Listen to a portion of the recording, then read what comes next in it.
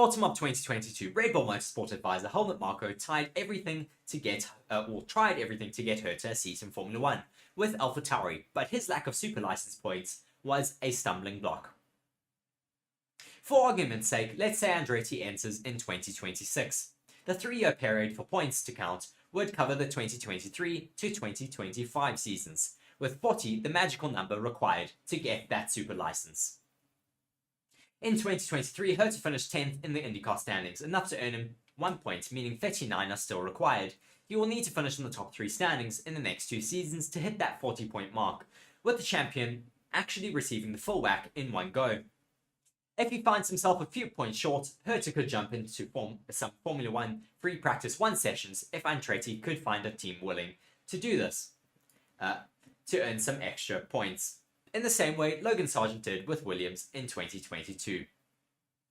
As it stands over the 2021, 2022 and 23 seasons, Herta has 10 points from his IndyCar commitments, although the 21 Hall of 8 will fall away at the end of the 2024 season.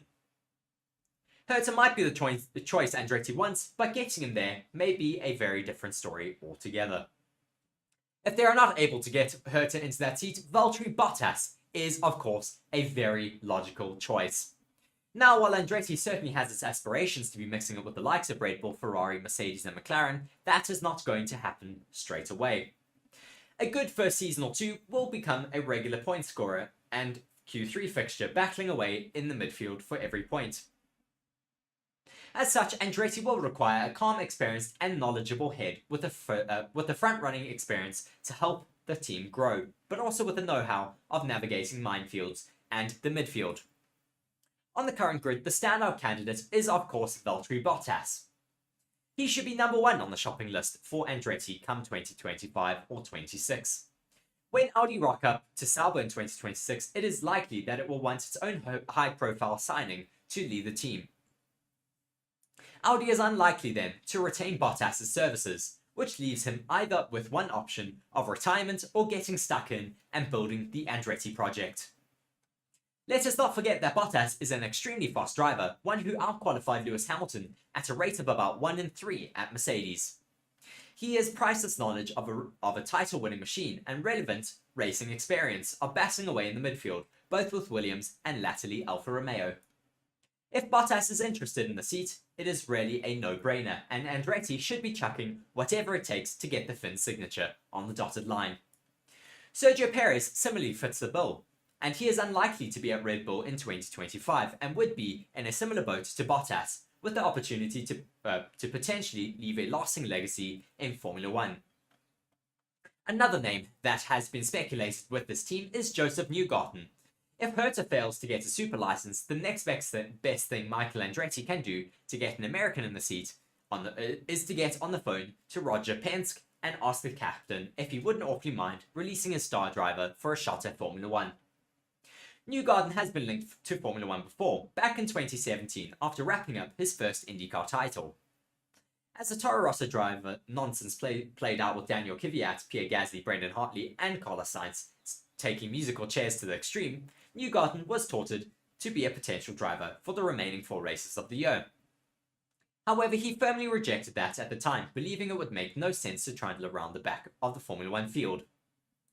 Along with 2021 and 23 champion Alex Palou, Newgarden is arguably one of the top 5 drivers in the world not in Formula 1, and is a devastatingly fast driver on his day. He finally had that Indy 500 win he has craved for so long under his belt, so could the opportunity appeal to drive for an American team in Formula 1? That should certainly be questioned. Probably not, perhaps with an FP1 outing or test day, his hope of getting behind the wheel. And lastly, to take that wheel would be Jamie Chadwick, who was touted to take a seat with another racing team. I'm trying to remember who it was. I think it was Carlin, who were hoping to get into Formula 1. Of course, their bid was denied by the FIA, and now Jamie Chadwick's hopes and dreams of getting into a Formula 1 seat would certainly lie with who she's currently racing with, and that is, of course, Andretti. Perhaps the least likely of all candidates here is Jamie Chadwick, who has been long listed as the next hope of getting a female driver into Formula 1. She is currently competing in the Indy NXS series, with Andretti, but her first season stateside was poor, with a best finish of 6th in Portland and 10th in the standings. Moreover, the points that Chadwick earned for her W Series title success will be wiped by the time of 2026, meaning she would face an almighty battle to secure enough points to earn that vital super license. So, a lot of drivers in the works and in the wings waiting for an Andretti seat, but we'll have to wait and see who that certainly does come in 2025 or 2026, who Andretti decides to take and put into that seat. We have Orville Clisby there in the comment section saying, remember the title battle of, Orville Clisby saying an American driver that comes with no money, or that comes with money would certainly be he hopes for Andretti.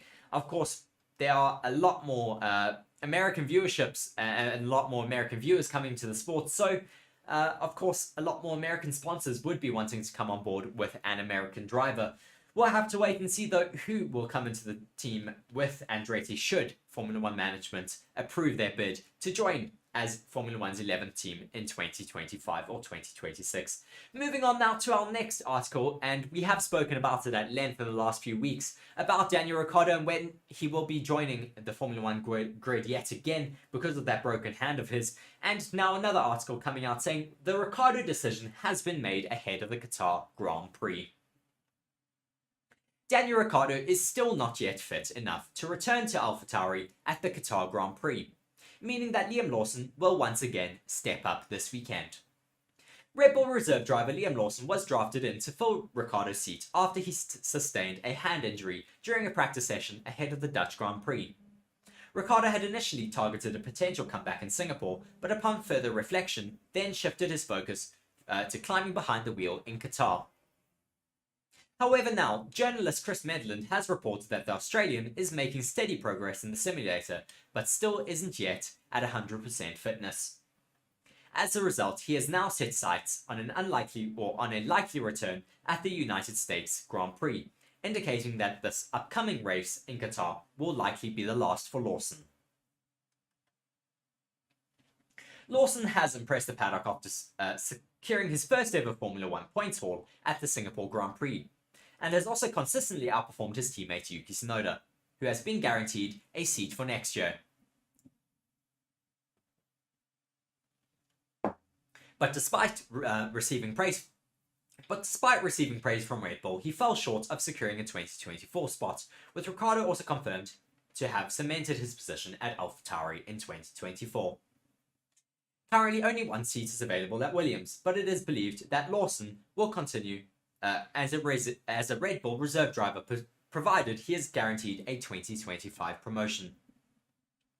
Ricciardo replaced Nick de Vries after just 10 races in the season, with the expectation that the move positioned him on a path to potentially be reclaiming that Red Bull seat from the struggling Sergio Perez. However, now with the speculation that Perez could possibly lose the seat to Ricciardo after a series of underwhelming results, Lawson could well return to the grid earlier than expected. Of course, we'll have to wait and see. We don't think that Perez will lose the seat before the end of this year, but there is a lot of speculation that if he does not up his pace for 2024, he could lose his seat mid-season as well. Consecutive run of championship titles. But this year he has gone pretty much unchecked this entire season. Glad to see in the past few races at least a few more people at least challenging him in the past few races. Well, in qualifying at least, not in the races, but we'll have to wait and see what he's able to do throughout the rest of the season. He could, of course, as we've said in this article, take that championship win at the sprint race in Qatar. But should something happen, it could be relegated to the race on Sunday. But we'll have to wait and see, of course, what does happen out in Qatar. Giant. According to the September 29th filing in the High Court of the Justice, Business and Property Courts of England and Wales, Palou has no outstanding obligation under any contract or agreement that would stop him from joining McLaren at the end of the IndyCar season. Palou won the season's IndyCar title by 78 points by his second time in 3 seasons. But McLaren told McLaren this summer that he wouldn't be joining them, sparking a legal battle. The 26-year-old already had been embroiled in one contract battle concerning an agreement to leave Chip Ganassi Racing a year early to join McLaren as an IndyCar and reserve Formula 1 driver, but before a mediation agreement left him able to race for Chip Ganassi Racing, but test for McLaren this year. Palou said about his departure from McLaren, "I agree, it is sad," Palou told NBC last month. "I've always tried to be a nice person and I always thought I was doing the right things. That's how my family taught me how to do stuff, and then suddenly I look like I do everything wrong, that I don't listen, and that I just do whatever I feel like on that day." The money McLaren are seeking is reportedly linked to the sponsorship that they had anticipated to bring in, tied to his involvement with the team, as well as the costs involved in developing him for an F1 seat and an advance on his 2024 salary. In a letter sent to the Arrows Racing employees in August, CEO Zak Brown said Palou has no intention of honouring his contract with the Arrow McLaren team for the 2024 season and beyond. "This is incredibly disappointing considering the commitment we have made with him and he has made with us directly and publicly, and the significant investment we have put into him based on that commitment. We've decided and dedicated a lot of money and resources in preparing to welcome Alex into our team because we believed in him, and we were looking forward to achieving IndyCar victories with him."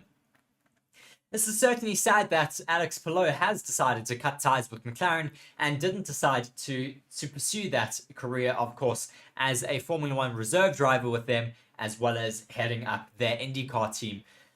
Yeah, certainly McLaren feel that they are right in their fact that they are pursuing a legal stance against him and trying to recuperate all of that money that they feel they've lost from losing that signing with him. Certainly, yeah, very, very interesting to see there. F123 saying, "This is crazy." It certainly is. I mean, that's a lot of money to sue a driver for. Of course, Alex Palou in his own right should be making quite a lot of money from these deals, but as a team, you don't necessarily anticipate a driver signing with you and then 2-3 months later backing out of that agreement. So they certainly feel that they are justified in the way that they are going about all of this. So yeah, we'll have to wait and see what the outcome of this are, as well as we're still waiting to see what the outcome of that legal disagreement or legal proceedings with Felipe Massa are. Moving on to the next article though, speaking about Lando Norris. Lando Norris reiterates commitment to McLaren amid Formula 1 speculation. So with one driver having left the McLaren team, we have another one still saying that he is firmly sticking with them for now. Lando Norris is signed to McLaren for another 2 seasons, but has been linked with a move elsewhere on the grid. Lando Norris has though reaffirmed his commitment to McLaren amid speculation that he could seek a move elsewhere in the future. Norris is currently contracted to the Woking-based squad until the end of the 2025 Formula 1 campaign, with McLaren having been Norris's home since the Briton made his debut in 2019, and the duo have enjoyed moderate success together, with Norris scoring his 10th Formula 1 podium last time out in Japan.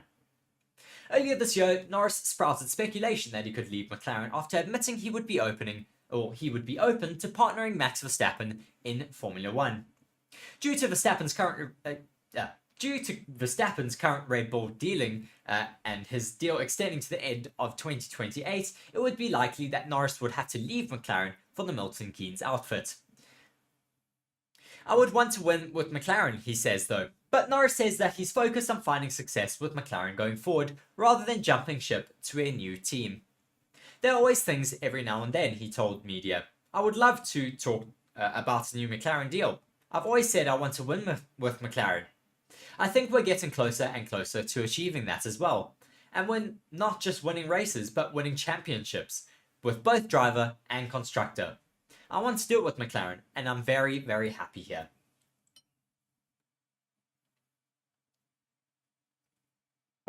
So if I was to spend 10 or 15 years there, I'm not ever going to say no. I think that's something I would look forward to. But I'm very much just concentrated on this year, next year, and 2025, when his contract does end. I think that's 2.5 years to try and progress, and we'll see then. But things crop up every now and then, but nothing more than that. Certainly, Lando Norris has really been bringing the team up. They've made massive gains in the last few years. Certainly this year, they weren't looking like they were competitive at the beginning of the season, but they've just really been able to develop that car in the right way, and they've been able to challenge for podiums, challenge for wins at some tracks. I mean, Singapore, they got so close with the Ferraris, of course, not being able to challenge with Carlos Sainz there, unfortunately, but still having a great race there to secure a second place podium finish. And once again, having another, well, not even just a podium finish in Japan, they had a double podium finish in Japan. So once again, phenomenal for the Woking-based outfit. They certainly are doing really well with Lando Norris, and they'll be wanting to hold on to him for the future. But if they're not able to put pen to paper quite soon, I think the likes of Red Bull are going to look to steal him away, because they have really been looking for him in the past few years. They tried to get him to put pen to paper a few years ago. Unfortunately, McLaren quickly swooped Lando Norris away again with another contract extension, but Red Bull are certainly not going to want to make that mistake again now, seeing how competitive he's been so far this year. And yeah, he's been really doing quite well. Of course, Oscar Piastri has also been doing quite well at the moment. He's extended his contract as well to 2026. But yeah, I think they've got a really strong driver lineup in that team. Disappointing that they've lost that strong reserve driver of Alex Palou. He could have also been a great driver for the future, but unfortunate that he has gone and signed away from his McLaren deal. Moving on though now to Aston Martin, we have a few articles speaking about them, and we'll move on to this first one. Aston Martin's Le Mans plan can solve its Formula One driver issues. Aston Martin's commitment to a top-level sports car racing program that will utilize technology campus of its Formula One team offers a potentially neat solution for that very F1 team. There's no initial word on who will drive its Valkyrie AMR Pro at the Le Mans 24-hour in the World Endurance Championship at the IMSA Series in the United States, but one of the seats could be a convenient soft landing for current Aston Martin driver Lance Stroll. As the son of Aston Martin chairman Lawrence Stroll, Lance is unlikely to be hurried out of the exit door at the Formula One team anytime soon. But the reality of Formula One means that Stroll's seat could be permanently guaranteed, just because it is part of his father's project. Formula One is meant to be a meritocracy. Aston Martin has grand ambitions, and it has produced a very capable car this season. It is one of the top 10 best teams in Formula One, and there's no good performance-based argument for Stroll to take up one of those seats right now. Being overhauled by McLaren's rookie driver Oscar Piastri in the points after the Japanese Grand Prix means Stroll is now the worst performing driver of the top 5 teams in the championship, and is in danger of not even finishing in the top 10 in the Drivers' Championship, of course, which, as an aside, would mark his best finish in Formula One. That's embarrassing. Team leader and double world champion Fernando Alonso is an almighty benchmark for any driver, but Lance Stroll has measured up poorly. Even factoring in his injury at the start of the season and the bad luck that he has definitely intervened at times this year, his qualifying performances have not been good enough, often setting him up for more difficult Sundays, and his points fall short, costing Aston Martin anywhere from 1 to 3 places in the Constructors' Championship.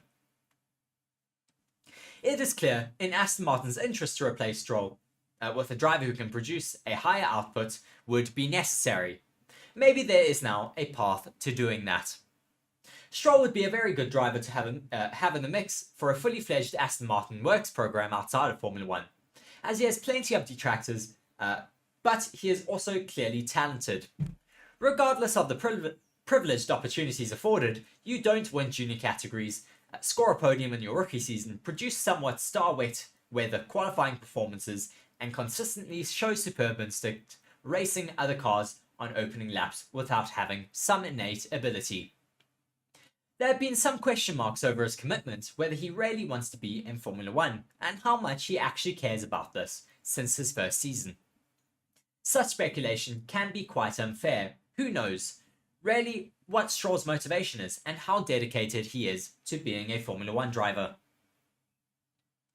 But there must be some underlying devotion to the craft. If you ever think about him talking passionately about safety standards in karting or in junior categories, you would not accuse him of not caring about racing.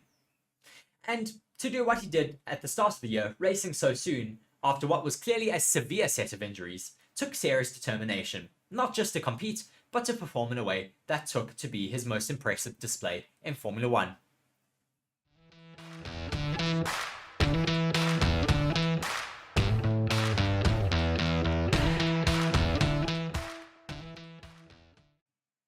Being a good driver who likes racing isn't enough, though, to be at the top of Formula 1.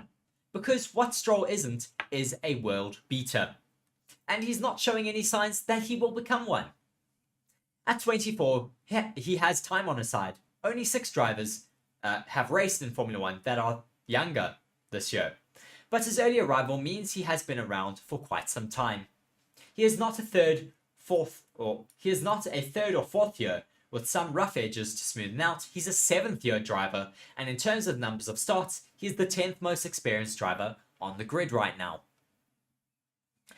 It is not impossible, but this year so far in his Formula 1 career, it seems unlikely that he is going to make some kind of step that turns into anything more than a lower midfield driver capable of some high peaks. Stroll's certainly yet to show that he can be Aston Martin's equivalent of the young, exciting drivers that are underpinning so many rival projects, with the likes of Max Verstappen at Red Bull, Lando Norris at McLaren, Charles Leclerc at Ferrari, and George Russell at Mercedes. For a while though, he didn't need to be. Aston Martin's rapid progress meant that it already had outgrown what he offered. That's nothing to be sniffed at though. Even lesser performing Formula 1 drivers are very good racing drivers, and clearly he is not a hapless one.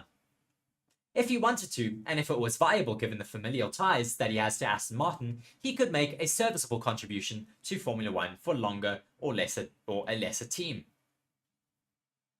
But this is not the caliber that fits Aston Martin's Formula 1 ambitions.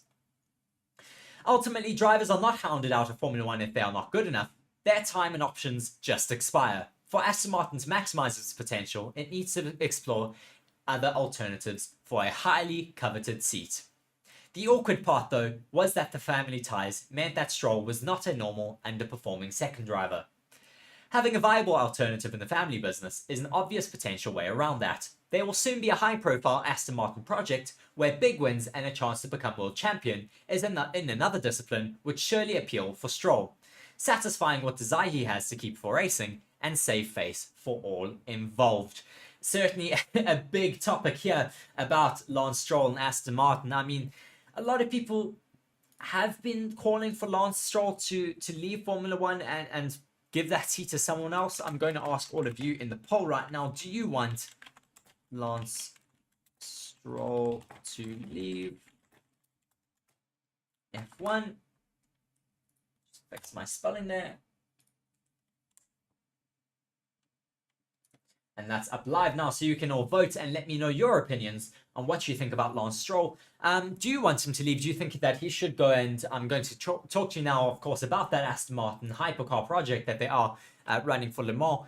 But do you think that Lance Stroll should pursue other opportunities and just go across to the Le Mans project, just leave Formula 1 alone? He's kind of lost his opportunity, unfortunately. He hasn't proven himself at all. He really just needs to kind of make things a bit better for himself by maybe stepping out of Formula 1 and maybe saving face, as the article says, of course. But yeah, we'll move on though to that article now about Aston Martin's hypercar project. Here it is. Now, Aston Martin confirm a hypercar project as Aston Martin will take to the forefront of sports car racing as it confirms its Valkyrie entry. Aston Martin has confirmed that it will contest the 2025 World Endurance Championship and WeatherTech Sports Car Championships with the Valkyrie Le Mans Hypercar project. The British manufacturer expanded into Formula 1 in 2021 after competing in World Endurance Championship for several years in the GT categories. However, now will step into the highest level of motorsport racing by fielding a hypercar which will compete at the 24-hour of Le Mans. The Valkyrie, which is a road car version, was designed by Red Bull Chief Technical Officer Adrian Newey. The project will be backed by Aston Martin's championship winning endurance racing partner Heart of Racing. Performance is the lifeblood of everything that we do at Aston Martin, and motorsport is the ultimate expression of this pursuit of excellence, said Lawrence Stroll, chairman of Aston Martin. We've been present at Le Mans since the earliest days, and through these glorious endeavours, we succeed in winning Le Mans in 1959, and our class 19 times over the past 95 years. Now we return to the scene of the first triumphs, aiming to write new history with a racing prototype, inspired by the fastest production car Aston Martin has ever built. Certainly very exciting to see that Aston Martin are venturing into the Le Mans hypercar project and hypercar category with their Valkyrie project. It's going to be very interesting to see whether they're going to be competitive. Whether we'll see Aston Martin just getting rid of Lance Stroll, pushing him into that hypercar project, we'll have to wait and see. I think that would be maybe a bit of a better option to do with Lance Stroll. He hasn't been anything spectacular, unfortunately, in Formula One since his debut. He's had a few standout moments, but nothing necessarily too crazy that we can think of over the years. And it's disappointing because he had a great junior category career, but it really did not carry over that momentum into Formula One, as I think there's just too much competition, and he might just be better suited to another category in some other form of motorsport. And his dad has another team in Le Mans, so why not pursue that instead? Moving over to one more article about Aston Martin here, as Aston Martin accepts their Formula One rivals did a stronger job developing their 2023 cars.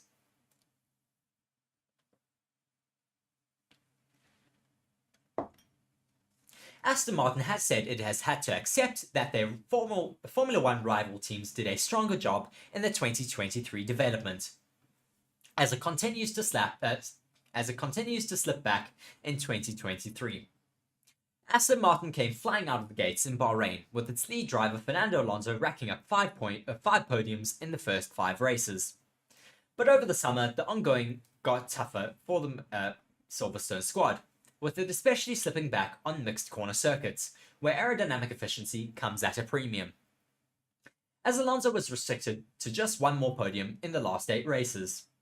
In the meantime, it has also lost touch with Mercedes in the constructors' table, and is instead looking over its shoulder at the resurgent McLaren team. Aston Martin's performance director Tom McCullough admitted that the team has not developed as strongly as it hoped, and that rival teams who started the season on the back foot have done a better job of catching up. There are definitely some teams at the start of the year who were underperforming, he said, who were taking a step back. We knew that they'd get back on top of that, most notably McLaren and Mercedes. At the start of the year, we were a little bit surprised to be second or third We were a little bit surprised to be the second or third fastest team, but the margins between the second, third and fourth fastest teams were always very small. And we were always aware that it doesn't take much to fall to the back of the pack. And then just from the pure development race, bringing bits to the car, making the car quicker, it was a relative game. Some teams have been doing a stronger job than we have. We have to accept that. We obviously hoped to develop the car stronger than we've ended up developing so far. The team has also repeatedly stated that technical directives introduced in Singapore were not a contributing factor in its downturn in form. But the squad now feels it has a good understanding of its weaknesses, so it can deliver a 2024 car that is more efficient and can be more competitive on circuits that combine several downforce requirements with straight line speed and low speed handling. The technical directives that was introduced in Singapore has had no impact on our performance. I don't think they're significant. For us, it's more track characteristics and base development race that we're sort of fighting with.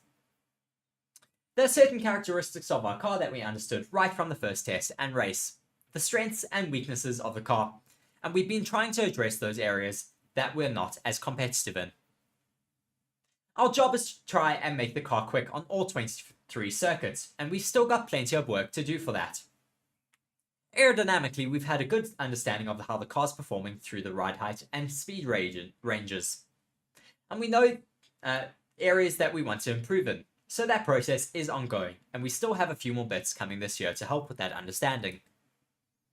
Aston particularly struggled in Japan, where Alonso battled to 8th place, 1 minute and 14 seconds behind the winner Max Verstappen, and teammate Lance Stroll retiring with a broken rear wing. But the team is expecting its form to pick up this weekend in the race in Qatar, as Losail's high downforce circuit doesn't emphasize aerodynamic efficiency as much as Suzuka did.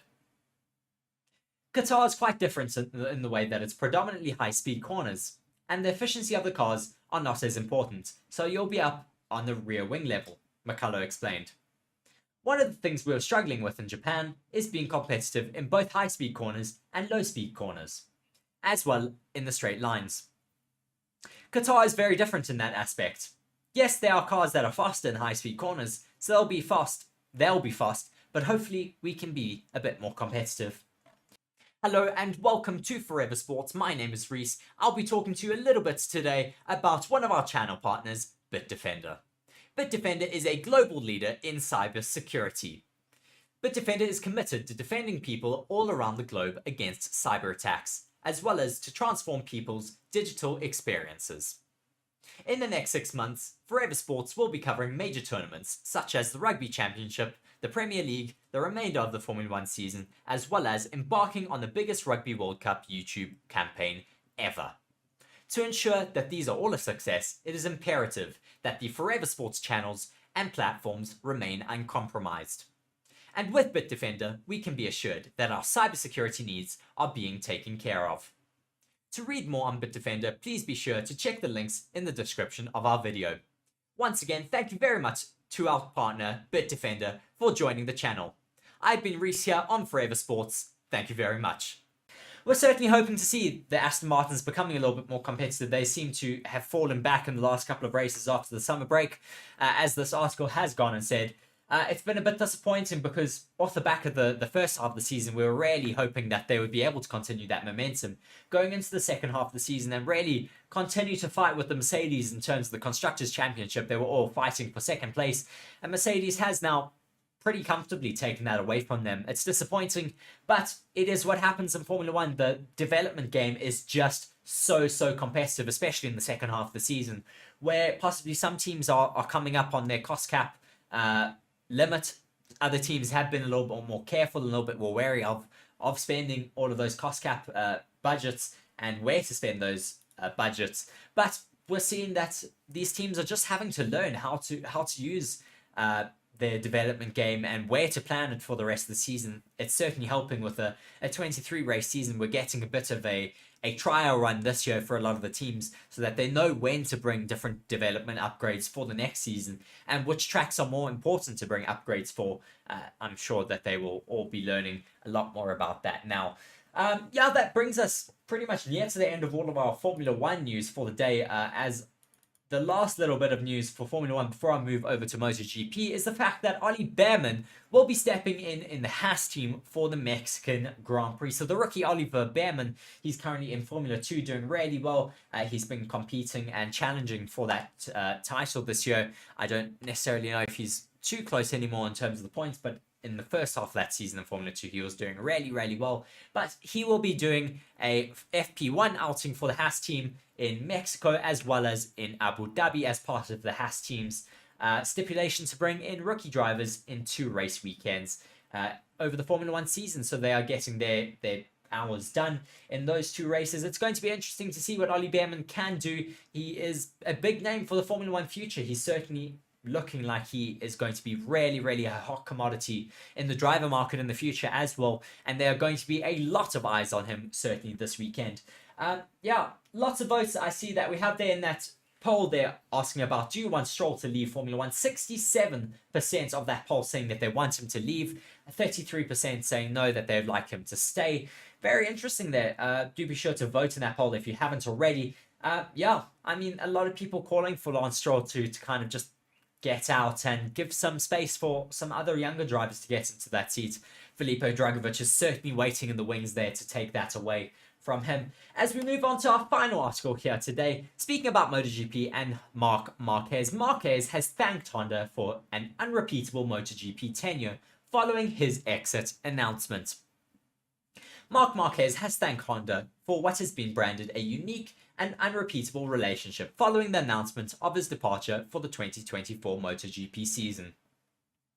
Honda announced on Wednesday afternoon that it had agreed by mutual consent with Marquez to terminate his 4-year contract a season early at the end of 2023. This follows a miserable year for Marquez and Honda, as an uncompetitive RC213V has caused him numerous injury issues, and has allowed him to score just one Grand Prix podium this season, in 14 rounds.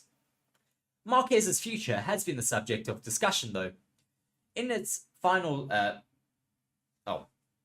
Marquez's future has been the subject of discussion for weeks now, though it is thought that his final decision was only made this week as he considers staying with Honda or moving to Gresini on a year-old Ducati. The latter eventuality will now come to pass, even if Gresini is yet to say anything publicly. Immediately after the announcement, Marquez thanked the team with whom he made his MotoGP debut in 2013, and won all of his 6 Premier Class World titles, as well as 59 race wins, 101 podiums, and 64 poles. He went on to say, "Thank you for this great journey. 11 years together," Marquez began. "We shared unforgettable moments, 6 World Championships, 5 Triple Crowns, Riders, Teams, Constructors Championships, 59 victories, 101 podiums, and 64 poles. Hard work, determination, and a bond we have built over the years. Laughs, tears, joys, hard moments, but most importantly, a unique and unrepeatable relationship. Separated, but always together." Marquez conceded after last Sunday's podium at the Japanese Grand Prix that it was unlikely to change his mind over his future with Honda. It is understood that Marquez will not be able to take any of the crew he has worked with during his time at Honda to Gresini with him though. Honda has also recently went on to recruit drivers to try and secure engineering talent that would have convinced Marquez to stay, but was unable to do so. Marquez will partner his brother Alex Marquez at Gresini next year though, performing a partnership that they previously enjoyed in 2020 at the factory Honda squad before the former badly broke his arm at the Spanish Grand Prix and missed the entire campaign. Alex Marquez posted his own message of support for his brother on Wednesday, stating, "I know today has not been an easy day for you, but you are brave and life rewards those who value it. Few of us know what you've been through since 2020, and it's time for you to enjoy 100% of what you love most again." Certainly it's going to be very interesting to see Marc Marquez on a Ducati, certainly after we've only ever seen him on a Honda throughout his entire racing career. He is going to be quite dominant though on a Ducati, that is for sure, with a lot of riders, I think, quite wary and quite scared of Marquez getting onto that Ducati motorcycle, because they are just tipping him to be extremely, extremely dominant, with Honda in the past few years unfortunately just getting it wrong in terms of their bike development, their overall handling of the bike, their power development, their power output. It just has not been able to match the likes of Yamaha and Ducati in the past few years, as well as KTM. The European teams have seemed to take a massive step forward in the past few years, whereas the Asian teams, the Japanese-based squads, have just taken a bit of a step back, with Suzuki, Yamaha, and Honda all not necessarily doing as well as they had done in the past. But I'm sure that it won't take them all too long to get back in their racing ways. But yeah, very, very interesting here for the wrap up of today's show. Just having a look there in the comment section one more time at that poll for Lance Stroll. 75% now saying that they would like Lance Stroll to leave Formula One, as we have a whole bunch of you guys in the chat and the stream at the moment. Please do be sure to drop a comment letting me know where you're watching from. Always great to have so many of you watching. But yes, thank you very much. That has been it for me here today with all of the Formula One and motorsport news on Forever Motorsport. Please do be sure to stick around. We'll be taking you straight through to our Formula One stream for tomorrow, so you can go and like that video, and you can click the notification button there so you'll be notified when we do go live for the FP1 session for Formula One tomorrow. Of course, it is a race weekend, and we have the Qatar Grand Prix taking place. We have free practice 1 tomorrow. I think it's at 12:30 our time. And then there is, of course, qualifying for the race on Sunday as well tomorrow afternoon. Then there's the sprint qualifying on Saturday morning, the sprint race on Saturday afternoon, and then, of course, on Sunday, the main event, the race there in Qatar. But that has been it from me here today. Thank you very much for watching. Cheers.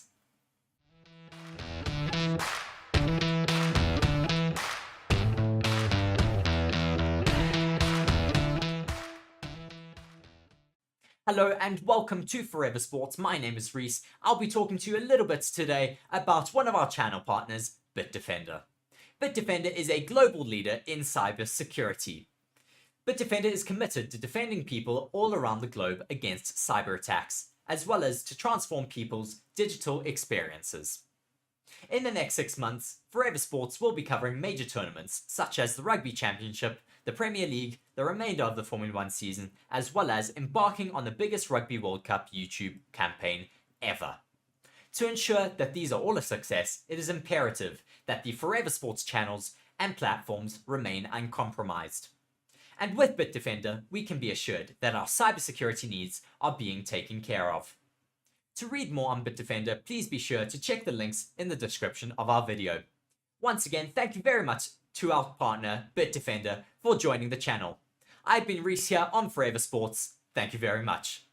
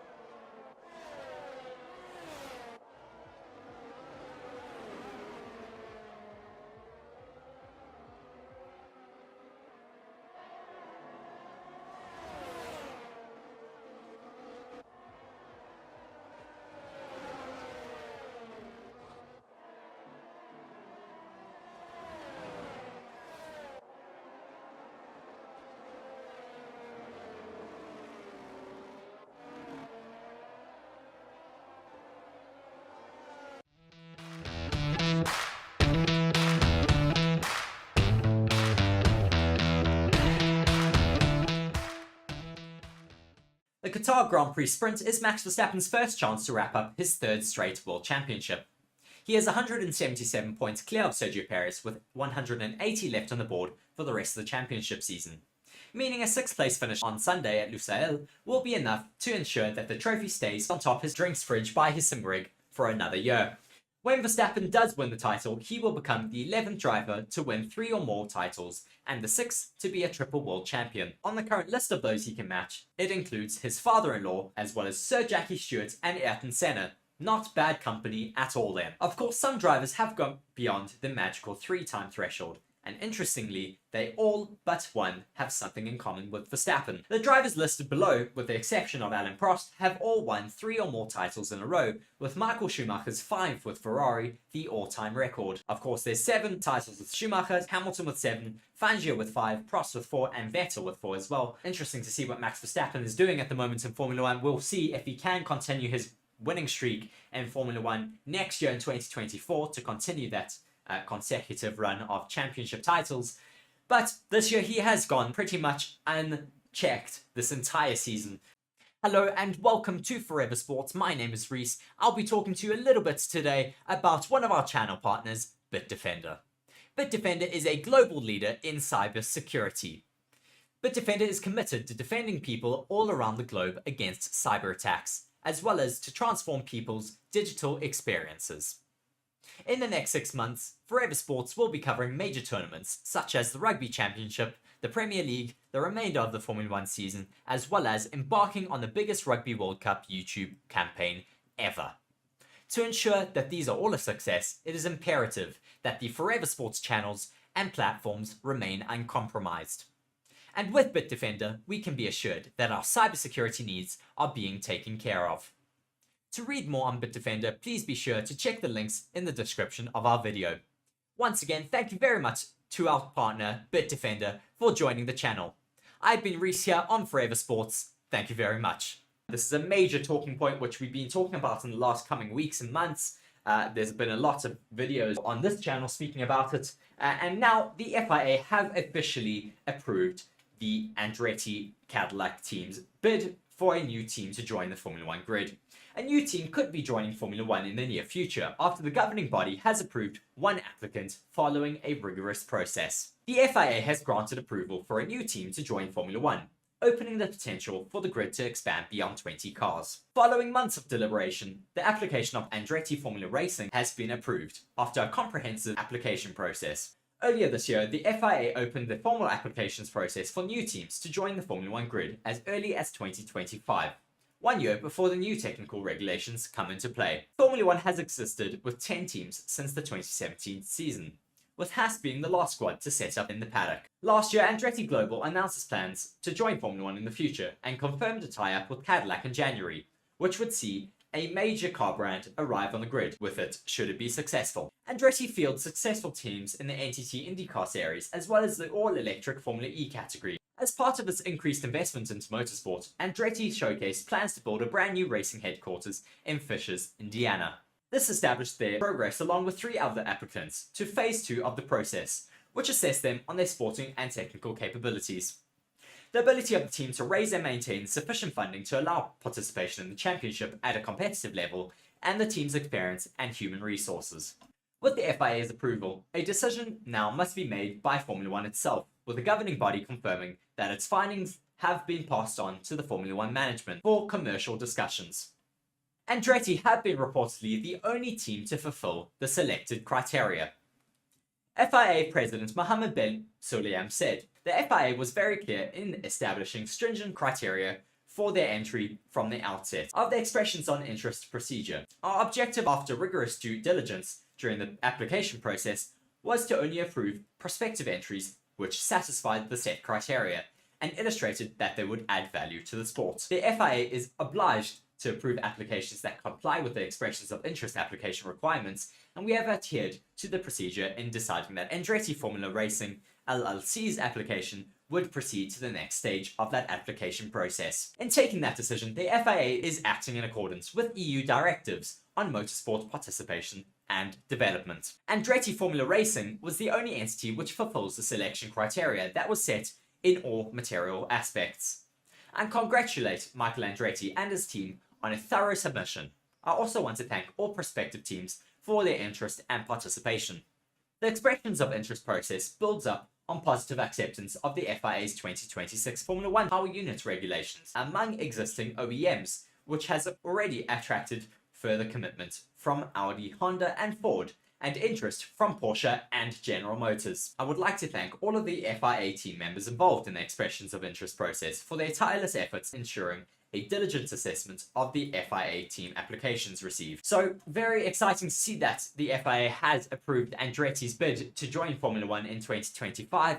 Whether Formula 1 management will approve that, though, we will have to wait and see. There's a lot that does now have to happen before they can be admitted onto the Formula 1 grid. The Concord agreement with all of the teams would have to be redrawn because, of course, the teams don't really want their funds diluted with a new team being brought into the sport. It's also been rumoured that a new team would have to pay a dilution fee of about, I think it's $200 million a year to not allow the rest of the teams to lose any money from the winnings pot at the end of the season. So it's really a lot of politics that are still involved, a lot of behind the scenes talking and as I said, politics still with the FIA and Formula 1 group. Liberty Media might still not be all too happy to admit another team onto the Formula 1 grid. We'll have to wait and see what does happen.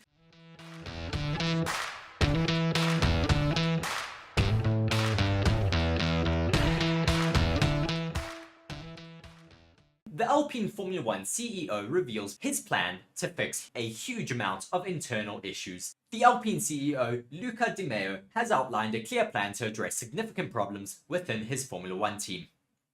The French outfit began the latest regulation changes in a reasonable fashion last year, establishing themselves as the best of the rest. Despite reliability presenting itself as a clear weakness, Alpine had a strong foundation to build upon for 2023. However, the team's aspirations to fight at the front failed to materialize over the winter break.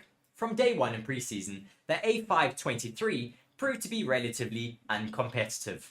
Despite the quiet confidence shown by Otmar Safnauer in interviews, there were few signs that Alpine would be world beaters in Bahrain. Pierre Gasly's P9 finish was a strong recovery from qualifying, validating the early consensus.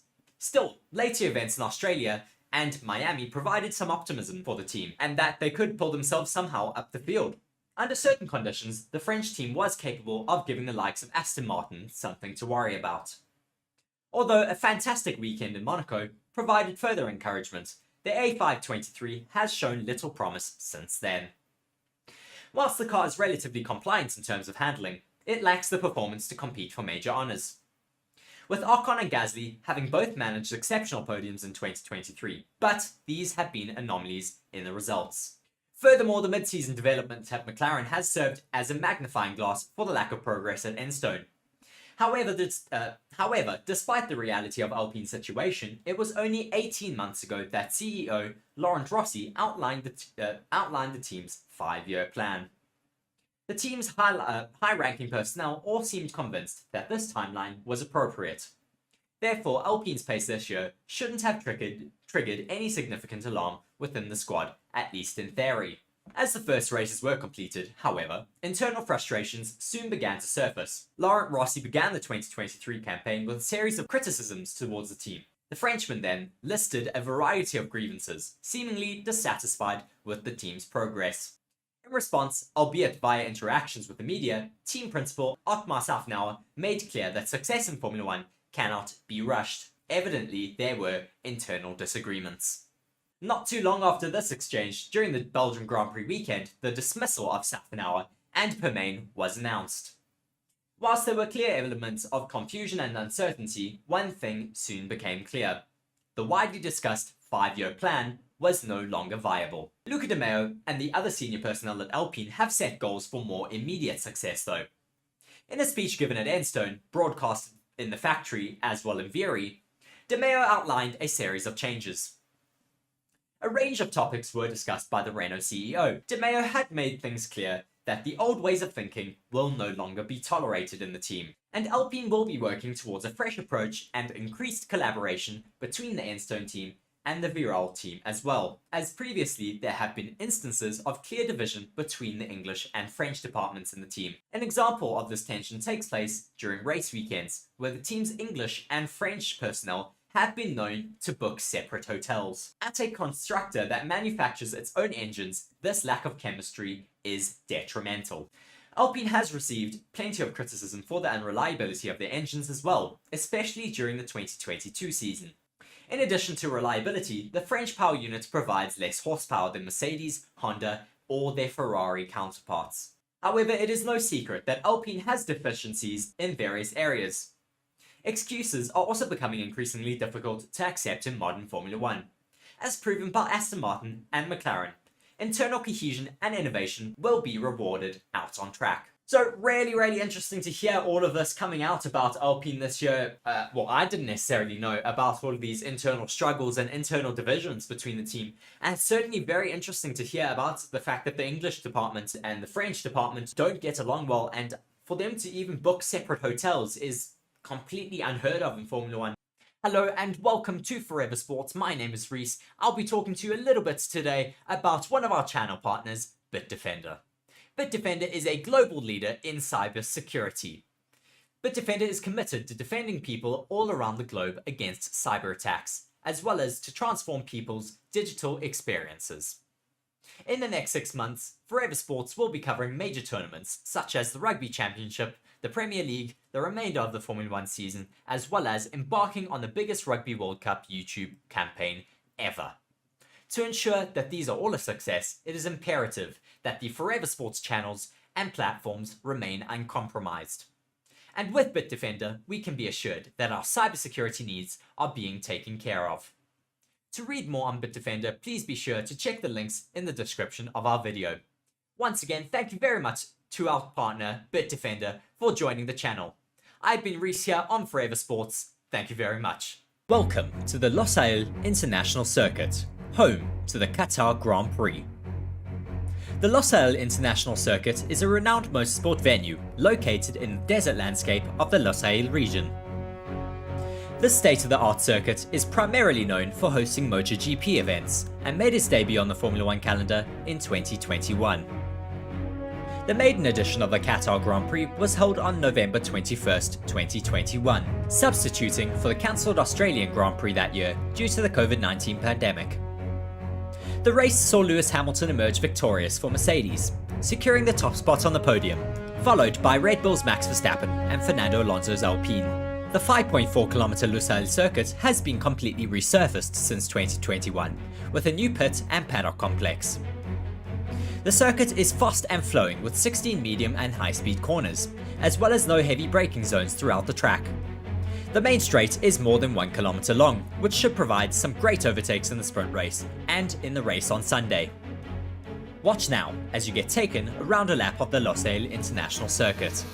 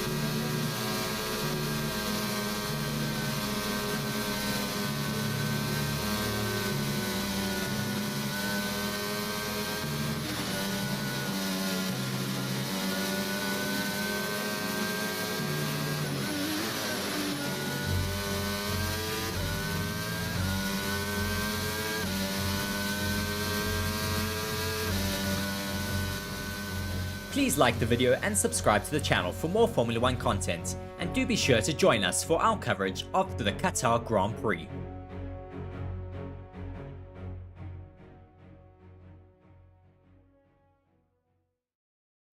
Hello and welcome to Forever Motorsports. Here we are finally live ahead of this FP1 session in Qatar for this race weekend. Once again, we're seeing all of the drivers getting ready to get into their vehicles ahead of this free practice session. It is scorching out there in Qatar at the moment. Very happy to have all of you guys alongside us in the comments section and in our stream at the moment. It's slowly building up. Before we do get started, we have 10 minutes left. Or just under 10 minutes left. As I see, it's now 8 minutes and 50 seconds left on that countdown before this session does get underway. I see my track map is not working, so I'm going to sort that out shortly for you guys. Don't know why that's not there, but I will get that up in a second. That should be there now. Nope, I'll fix that now. But yeah, getting ready to get going here for the session. It is looking quite exciting. Do be sure to let me know who you're supporting for this race weekend. Yep, very, very exciting to be racing. Once again, we had a 1-week hiatus in between the Japanese Grand Prix and this Grand Prix, of course. Very, very exciting, though. Who is going to top the timing boards here in free practice 1, as well as in qualifying later this afternoon, of course, because we do have a sprint race weekend ahead of us. So tomorrow we'll have the sprint race qualifying, which is called the sprint shootout, and then we'll have the sprint race as well, of course, tomorrow afternoon. And then, of course, the main event on Sunday, the race that is going to be taking place out here in Qatar. We're expecting, though, for this session, it to be scorching hot. It's set to be around 40 degrees Celsius air temperature. I don't even know what track temperature will be, but I'm sure we will get those graphics up very, very shortly here. Yeah, it is set to be a very exciting race weekend, though, with Max Verstappen possibly being able to take his next World Championship here in Qatar. He could take it in the sprint race, of course, tomorrow afternoon if he does win that and get those full set of points. But nonetheless, I think he could actually take it even if he gets 1 point in the sprint race. He'll be the second driver in Formula 1 history to take a world championship in a sprint race. I think his father-in-law, Nelson Piquet, is the only other one to have that record at the moment. But yeah, just looking at all of our comments at the moment, a lot of people rooting for Lewis Hamilton. We have Silent Bob having some great, kind words for me there in the comment section. Thank you very much for that, sir. Yeah, very, very appreciative of all of that. And we're just waiting for the session to get underway. We have 6 minutes and 46 seconds left on the countdown. Yeah, let us know, though, who you are supporting for this race weekend. We are really looking forward to it. And I think I'm really looking forward to seeing maybe some other cars being able to challenge for those top spots on the podiums. I mean, we've got the McLarens on a bit of a resurgence at the moment. They've been doing really, really well in terms of their pace. Their race pace has been very, very commendable. We've been wanting them to get maybe a little bit close to the Red Bulls, but we're happy with where they are, of course. We'll have to wait and see what they're going to be able to do in terms of their race pace here. It's going to be difficult because of the track temperature. It is just so hot out here in Qatar. But we'll have to wait and see what they're able to do. I'm really rooting for them, and I want to see them doing well at a few more races. Hopefully Brazil could also suit the McLarens a little bit. I am getting that track map fixed for you guys here. It will be live in the next few seconds, which is what I'm currently quickly sorting out here. Cool, is that all lined up properly? That should be. Let me transition that across for you now. Yes, there that is for you guys. Old Man Roo saying, watching from Newcastle, Australia, liked and subbed, love your coverage. Thank you very much. That means an awful lot to us. We are still quite a small channel here. We've moved across from our main channel, Forever Sports, which focuses a lot on rugby. So we've created our own Forever Motorsports community for all of you guys, and really, really happy to have so many of you enjoying the coverage and watching alongside with us. It really means a lot to have you guys commenting as well. It just makes our lives a little bit easier if I'm able to chat to you guys and have a little bit more conversations. And of course, if you have any questions, do be sure to pop that down there in the comment section. We've also got a poll running at the moment asking who do you think will top this FP1 session. 61% at the moment saying Max Verstappen, 12% with Charles Leclerc, 20% with Lewis Hamilton, and 7% with other. Do be sure to let me know in the comment section if you have voted for other. I'd love to know who your opinion is on who will top this FP1 session. We have now got the Formula 1 titles running, so not too long left until we get the session underway. And of course, as I said, do be sure to let me know who you are supporting for this session. We have just 4 minutes and 30 seconds. We're seeing a lot of the drivers getting ready to get into their cars, getting their helmets on. I think they're going to be waiting till the absolute last moment because it is just so hot out here under the sun in Qatar. Hopefully, at least on Sunday, it should be a little bit more manageable for the drivers, of course, with it being in the evening. But it's still going to be very, very hot ambient temperature out here in Qatar during the race.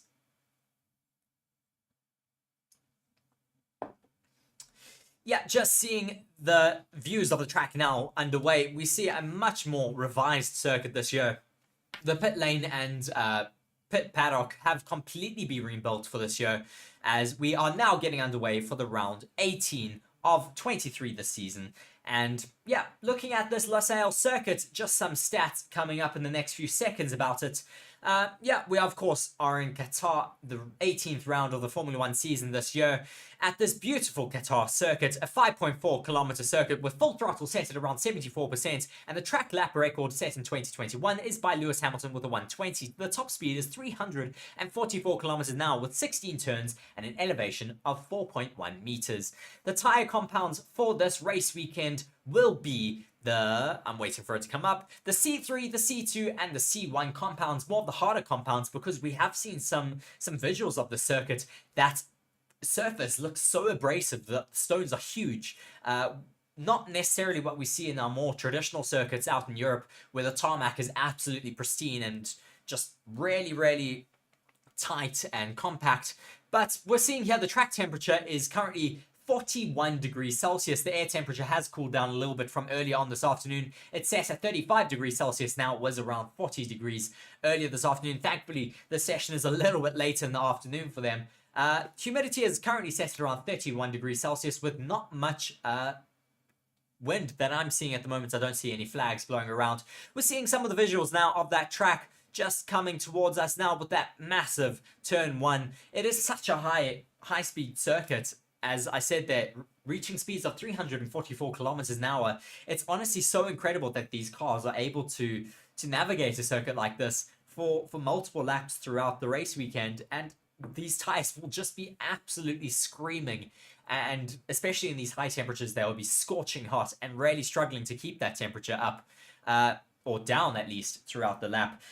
Zalish saying hello from Pakistan. Thank you very much, Zalish, for joining us all the way from Pakistan. Do be sure to let me know who you're supporting for this race weekend. Yeah, the Losail International Circuit has undergone a full reconstruction of the pit lane and paddock buildings and a complete track resurface for this year. They completely leveled the entire paddock and pit buildings here and completely built it up from the ground up. And Zalish there giving his opinion of who is going to top the session, saying Hamilton is going to top the session. Thank you very much for letting me know your opinions there. Of course, we still have not just this session ahead of us, but we've also got qualifying this evening. It's going to be a jam-packed afternoon here in Qatar. We're really looking forward to who is going to be able to just take that top spot in qualifying later this evening.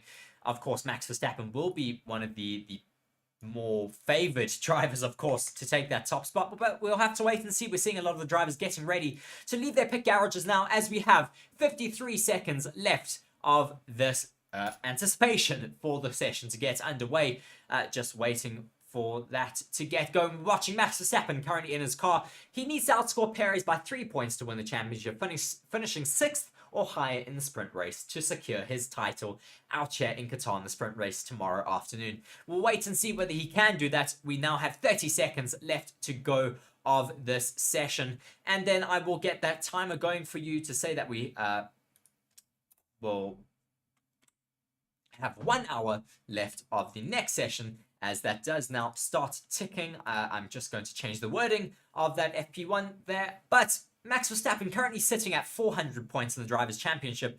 Honestly incredible at the moment for him. He's just had an incredibly dominant season, one that we haven't really seen all that much in other formulas or other sports for himself and for other drivers. Love Swanky just saying, I'm convinced Oscar will get pole. We're seeing, as you say, that you must be clairvoyant here, as we're seeing views of Oscar Piastri sitting in his car. He's really been outperforming his teammates as a certain amount of circuits. I've been really impressed with him, as we've seen, my word, so much dust being kicked up by these first few drivers leaving there. I think that was Valtteri Bottas, the first driver out on the grid right now. Yeah, really kicking up. waiting to see all of these drivers going out on track. We're seeing now another Alfa Romeo also leaving the pit box. It looks like we're waiting for that tracker to get working. That works after they have done their outlap. Yeah, seeing a lot of high flow vis paint on a lot of those cars because some of those teams have brought new upgrades to this race weekend. The Alfa Romeos have brought some circuit-specific wings. The Red Bulls have brought some really interesting wings. A lot of the teams have also brought some interesting little gurney flaps around the back of their cars. So we'll have to wait and see whether that does help with some performance this weekend. We're now seeing the Ferrari of Charles Leclerc also leaving that pit box. He is the next driver to get out onto track. Yeah, really, really exciting to have cars back out on track, of course. Let's see what they're going to be able to do in this session as we have not a lot of time left of the session, of course. Well, a lot of time left of the session, what am I saying? I'm obviously just trying to get some things sorted here at the moment as...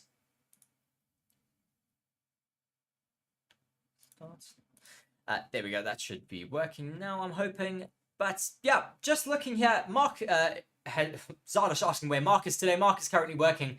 He's got a big project that he's busy working on with his company. So he will be joining us though for qualifying later this afternoon. Of course, there is qualifying, so do be sure to join us for that session as well, as we have the first drivers all out on track now. We have Max Verstappen currently running out around there on circuit. He is going to be on a set of hards right now. We're seeing a lot of wind as well on circuit, 38 kilometers an hour of wind, and that's going in a northeasterly direction out on circuit. So hopefully that doesn't affect the cars too much. Yeah, we'll have to just wait and see what they're able to do in terms of their setup here today. We're seeing Carlos Sainz as well out on track with the sun currently setting out there in Qatar, looking beautiful over there. But who could top the timings at the moment? Lots of people saying Verstappen are going to top, or is going to top FP1. Leclerc with 13%. Hamilton with a lot of votes out here. He was, of course, the last driver to win out here in Qatar. So we'll have to wait and see what he's going to be able to do. A lot of support there for Hamilton today in the comment section. Really happy to have all of that support for him. Just waiting for a few drivers to start their first hot laps. We have Hülkenberg currently setting the first fastest sector out there, with Magnussen now taking away the second fastest sector as Hülkenberg seals that away from his teammate. We also have Zhou and Bottas currently starting their first hot laps. Sainz also following suit closely behind in the first sector. He's about to finish that first sector now. So what do we think is going to happen this race weekend? Everyone in the comments, please do let me know. I see that my tracker isn't working, so I will get that sorted here for you guys. I'm just going to try sort that here quickly for you so we can get a tracker that is up and running here. Let's try this one. Hopefully this one will work for you guys. Never easy, of course, out here, but we are going to get underway nonetheless. We are still watching. It doesn't look like this track on the other side is working either, so we're going to stick with this one until it does work. But yes, who are you supporting for this race weekend? Please do be sure to let me know in that comment section. Shuban saying, good to have Formula Weekend and all of this, you guys. Yes, certainly always exciting to have another Formula 1 weekend. And we love seeing cars out on track. We've got Valtteri Bottas currently with the fastest time. Zhou behind him. Magnussen with a 1:42.4. Hülkenberg also out on track. But Max Verstappen currently on a set of hards, lighting those timing boards up. We have a lot of fans there in the grandstands out there for Max Verstappen, who set that first fastest sector 0.8 up on the other 3 drivers, or 4 drivers, as Liam Lawson sets another timing for himself. Max Verstappen, though, on a set of hards compared to everyone on a set of mediums who have set a time so far, Max Verstappen is completely obliterating their lap times. It is such a high speed circuit, also a really high downforce circuit. It makes it really difficult for a lot of these drivers to get just having a good laugh here. Carlos Sainz saying, yeah, my dad would go really quick in these conditions. Just talking about the fact that there's a lot of sand right now on the circuit. It's all getting cleared by the drivers. Of course, the circuit is set around the desert, as we see Max Verstappen setting that fastest lap time with a 1:34.9 out there on circuit. A really fast lap time compared to the fastest time set by anyone else there, with Kevin Magnussen with only a 1:37.1, as we now see Carlos Sainz with a 1:37.2. Yeah, Good lap times being put in there at the moment for Kevin Magnussen now, of course, on the Haas. He's out on a set of mediums. We're seeing Lando Norris putting in a lap time. He's also gone out there and put himself up in 6th. George Russell has gone fastest, though, overall on a set of... I'm waiting to see what set of tyres he's on, because he has set the fastest time overall with a 1:34.8. He's also on a set of hards. Really interesting to see that they're able to not only match the Red Bulls already in this session, but beat them. Really, really interesting. Of course, he's really close to Max Verstappen's time, but has been able to beat it right now, as we have a bunch more of you guys in the stream right now. 124 of you guys currently watching alongside with us. Only 30 likes. Please do be sure to hit that like button and subscribe to the channel and hit the notification bell if you do, to be notified every time we do go live on this channel. As Silent Bob says, Verstappen is absolutely brilliant, as now Fernando Alonso tops the timing board overall with a 1:34.7. Brilliant lap time from Fernando Alonso, hoping he and Aston Martin can have a better race weekend this weekend out here in Qatar. Yeah, Max Verstappen had a good lap time, but that was beaten quite quickly by George Russell there. As well as Fernando Alonso. What can they do this race weekend? I thought maybe we'd see a really competitive Mercedes. Yeah, waiting to see what they're going to be able to do. Max Verstappen say, I can't see anything. I don't know why, but the sun makes it so that you cannot see a thing. And then being told, understood by his race engineer. Russell is going even faster out on circuit at the moment, as he is putting in another hot lap, setting another first and second fastest sectors. What can he do now in the 3rd sector? He comes across the line. He goes a 1:32.955. The fastest time of the day so far. Just looking at a little bit of a moment for Charles Leclerc, going wide out into turn 4 and 5. Just running wide of the curbs, and yeah, hopefully not causing any damage, because they have now brought some new blocks over in certain sectors where drivers were exploring the track limits a little bit too much and gaining an advantage more than the FIA would have liked. And they have now gone and put some concrete blocks on there, which I think Yuki Tsunoda has dubbed a floor destroyer, which of course it would be. If you do go over those concrete blocks, it would completely obliterate the bottom of your floor. We have Max Verstappen on another flyer at the moment. He's setting a fastest first sector and setting some purple mini sectors in the 2nd sector. Now what can he do, as George Russell still holds on to that fastest time at the moment? Fernando Alonso is still in 2nd, with Carlos Sainz in 3rd, Lando Norris in 4th, Verstappen in 5th, Bottas in 6th, Hamilton in 7th. He's not doing too badly at the moment. Yes, Dieter, we are aware, unfortunately, none of our partners' maps are working at the moment. Hopefully, they will be able to sort that out before the end of the Formula 1 session. But if we do, we will get that to you guys. As we have Lewis Hamilton coming across the line. Where does he put himself now? He goes up into 2nd. Brilliant lap time for too many drivers out there on circuit. For Lewis Hamilton, as he does now get relegated down to 3rd by Lando Norris, and now 4th by Max Verstappen, who puts himself in 2nd, still behind George Russell. So could we have a very dominant weekend here from the outset for the Mercedes? Of course, it's going to be a difficult weekend. You have one practice session. FP1 is the only practice session that we have this weekend due to the sprint qualifying tomorrow afternoon, as well as the sprint race, of course. We do have now Yuki Tsunoda moving himself up into 8th position. I'm going to get myself something to drink very quickly here. As I grab that from the fridge. Just looking at, wow, Pierre Gasly now moves himself up into 2nd place. It's going to be difficult for these teams if they don't get their setup perfect from the outset. It's going to be very difficult, as we see Max Verstappen having a bit of an oversteer into turn 10, and we have Pureblood, one of our absolute most dedicated fans here on the channel. Thank you very much for being once again in the comment section, Pureblood. Always happy to have you in one of our sessions, as we just look at that moment from Max Verstappen once again.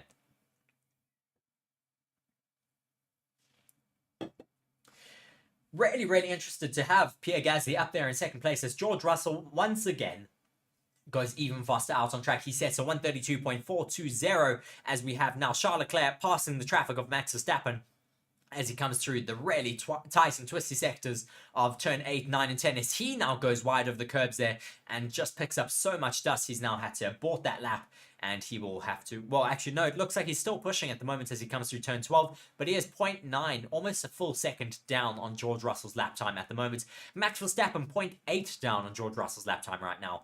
Really, really interesting. As Silent Bob says, track evolution is there. That is certain. Out here, as George Russell goes once again even faster with the 131.6. Wow. This track is evolving so quickly as the sand is all being swept away by all of these very expensive Formula 1 car hoovers, as Charles Leclerc now moves himself only up into 8th. Valtteri Bottas is up into 5th. Piastri and Norris 4th and 6th. Zalish saying Mercedes are the second fastest, maybe. I disagree with that at the moment, Zalish. I think Mercedes are the first fastest right now. And the Heart of Real Dancers is saying, where is my good friend Mark? Unfortunately, Mark is working at the moment. He will be joining us for the second session, so do be sure to join us for that one. But I will be bringing you through this free practice 1 session. As Lando Norris says, I hit one of the polystyrene boards with the front wing. Massive shards of stuff all flying around there. He has gotten away without any damage there, of course, thankfully for himself. As we're watching now, Lewis Hamilton making his way through the circuit. He is set to fastest first sector, green middle sector. What can he do now? He is matching his teammate in the third sector. He comes now across the line and he goes now first fastest. So everyone who is rooting for Lewis Hamilton will be giving a great cheer down there at their home because Lewis Hamilton now has set the fastest lap time with a 1:31.279. Sun saying, damn, is Merc good in Qatar? Well, certainly they are looking that way, as Lewis Hamilton, the last one out here on the inaugural Qatar Grand Prix in 2021, once again sets the fastest lap time on the timing boards for this race. George Russell closely behind with a 1:31.6. Carlos Sainz now sets another good lap time for himself with a 1:32.1. Leclerc with a 1:32.5. Then we have Piastri in 5th with a 1:32.8. Gasly in 6th with a 1:33.1. Verstappen in 7th with a 1:35.0. As we watch another onboard of Max Verstappen possibly going a little bit wide into, big snap of oversteer or understeer rather. He has to make a big correction and then just completely goes over the track limits there and has to abort his lap. Really difficult, seemingly, for the drivers out here this race weekend. Just watching now Fernando Alonso going out on circuit. Max Verstappen, though, out on another hot lap. He set 2 purple mini sectors, but nothing able to match that of those Mercedes as of yet. Valtteri Bottas down in 10th. Lando Norris all the way down in P11th. Hopefully, after that little escapade taking out the braking board, he'll be able to come back out again. Liam Lawson currently down in 16th. As Silent Bob there says, British Mercedes are looking good. They certainly are looking really, really good out there. I know you're German. Do you not think that they are a German company all through and through? Of course, they're backed by Germany, but their factory is set in Enstone, or I think it is Enstone or somewhere else there in Britain. But yeah, we're just waiting to see these other lap times being put in, as Fernando Alonso now goes fastest overall, and Max Verstappen finishes another lap time not able to match that of Alonso's. Alonso with a 1:30. Now Russell beats that again with a 1:29.9. Alonso's time was a 1:30.5. Verstappen's in third was a 1:30.7. This track is evolving so quickly out there. I think the track lap record is a 1:20, so we're certainly expecting these times to be a lot faster. All of these drivers still out on the set of hards at the moment, with a 1:29.9 being set by the fastest driver out there, George Russell, in that Mercedes.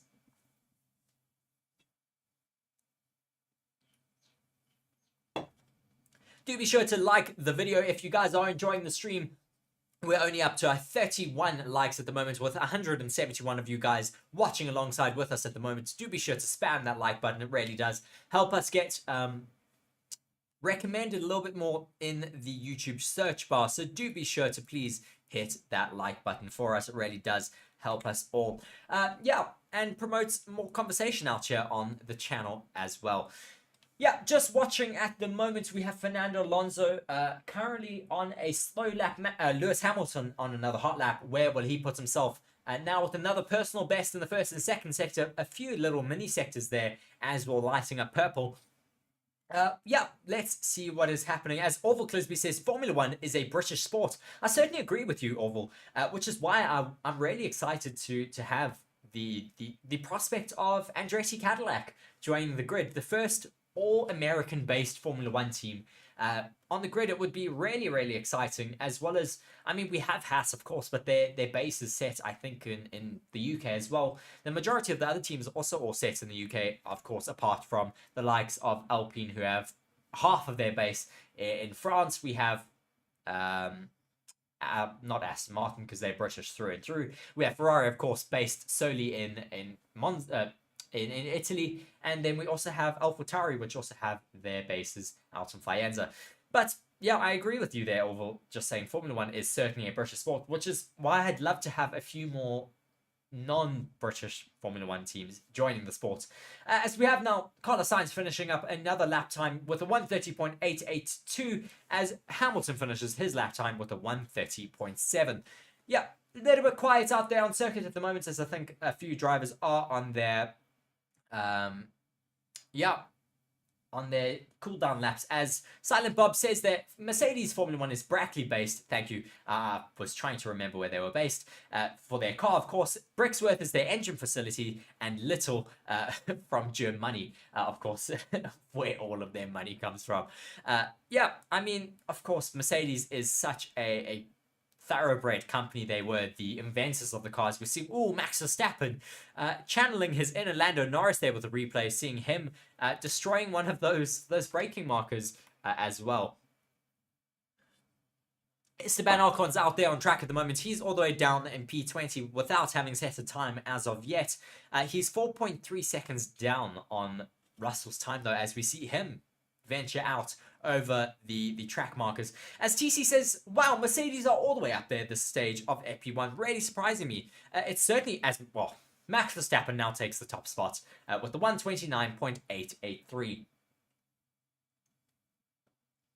We're certainly seeing this circuit evolve very quickly out here today, as well as we're seeing the Mercedes, as EJ Enterprises asks which team are looking so good, are looking good so far.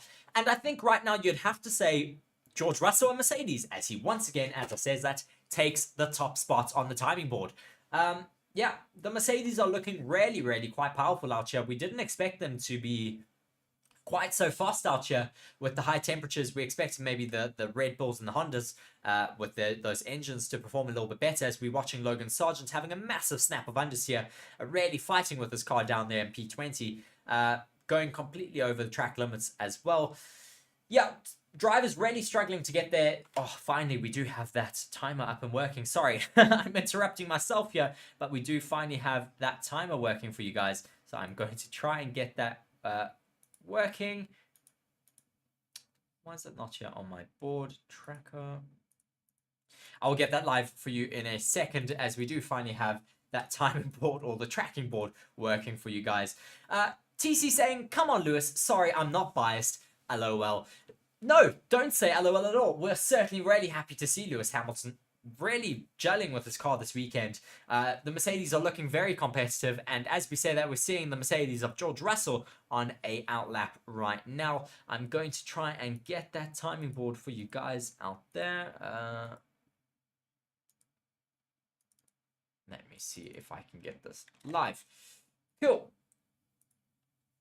Just watching on, though, at the moment. It's really, really exciting to have all of you guys in the comment section with us here today. We're really excited to be once again here at the circuit, the Losail International Circuit for the Formula One Qatar Grand Prix.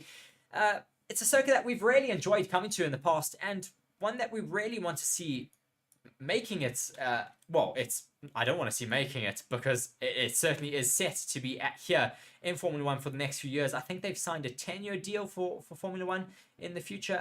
There we go. Now, that's why I was a little bit distracted. I finally got that timing board, or the tracker, live for you once again, as we do now just continue watching on with all of these drivers out on circuit. We have Lando Norris. He's moved himself up now into P3 with a 1:29.907, being able to match almost Max Verstappen millisecond by millisecond.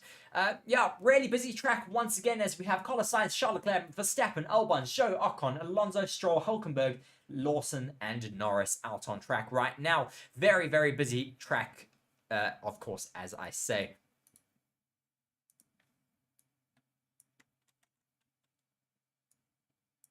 Continuing to follow on though with Fernando Alonso, he sets the fastest lap time overall with a 1:29.4. Could this mean all of these Mercedes powered cars are really performing well here this weekend? As Angelo says, I didn't expect Alonso to be above Ferrari and McLaren. As you said that though, Angelos, he has moved into P1. So Fernando Alonso looking really competitive out here in Qatar. We're really excited to have him being competitive. I want to see Fernando Alonso getting another race win, taking that number 33 on his belt. I'm such a big Fernando Alonso supporter. I love having him back in the sport, and we really do want to see him taking that next win again for his career. Yeah, just watching now as Verstappen steals that spot away from Fernando Alonso with a 1:29.3. Leclerc now steals that away from Verstappen with a 1:29.0. These drivers are still out there on those hard tyres at the moment. Really competitive times being put in on those hards. I think they're all running these tyres because they're scared that anything else that they run out there on circuit is just going to melt, because the tire, or the track temperature at the moment sets at around 30... Sorry, no, the track temperature was 41 degrees Celsius. Really, really high out here in Losail. So they don't really want to run their mediums and softs because they're just going to melt and they're going to lose that set of tires for later on in the weekend. We also have qualifying later on this evening because, of course, it is a sprint race weekend. So they only have this session to get their setup perfect for Sunday, as well as qualifying this evening, sprint qualifying tomorrow morning, as well as the sprint race on Saturday afternoon.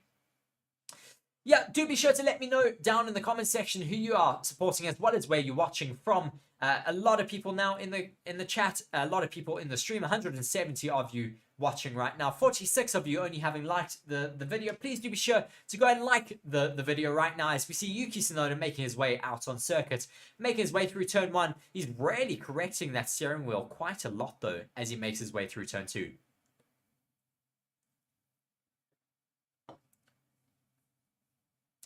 Just continuing to watch on with Yuki Tsunoda. Doesn't look like he's attacking the steering wheel or attacking the track all that much. As we see Jason saying, watching from Utah in the US. Thank you very much for watching.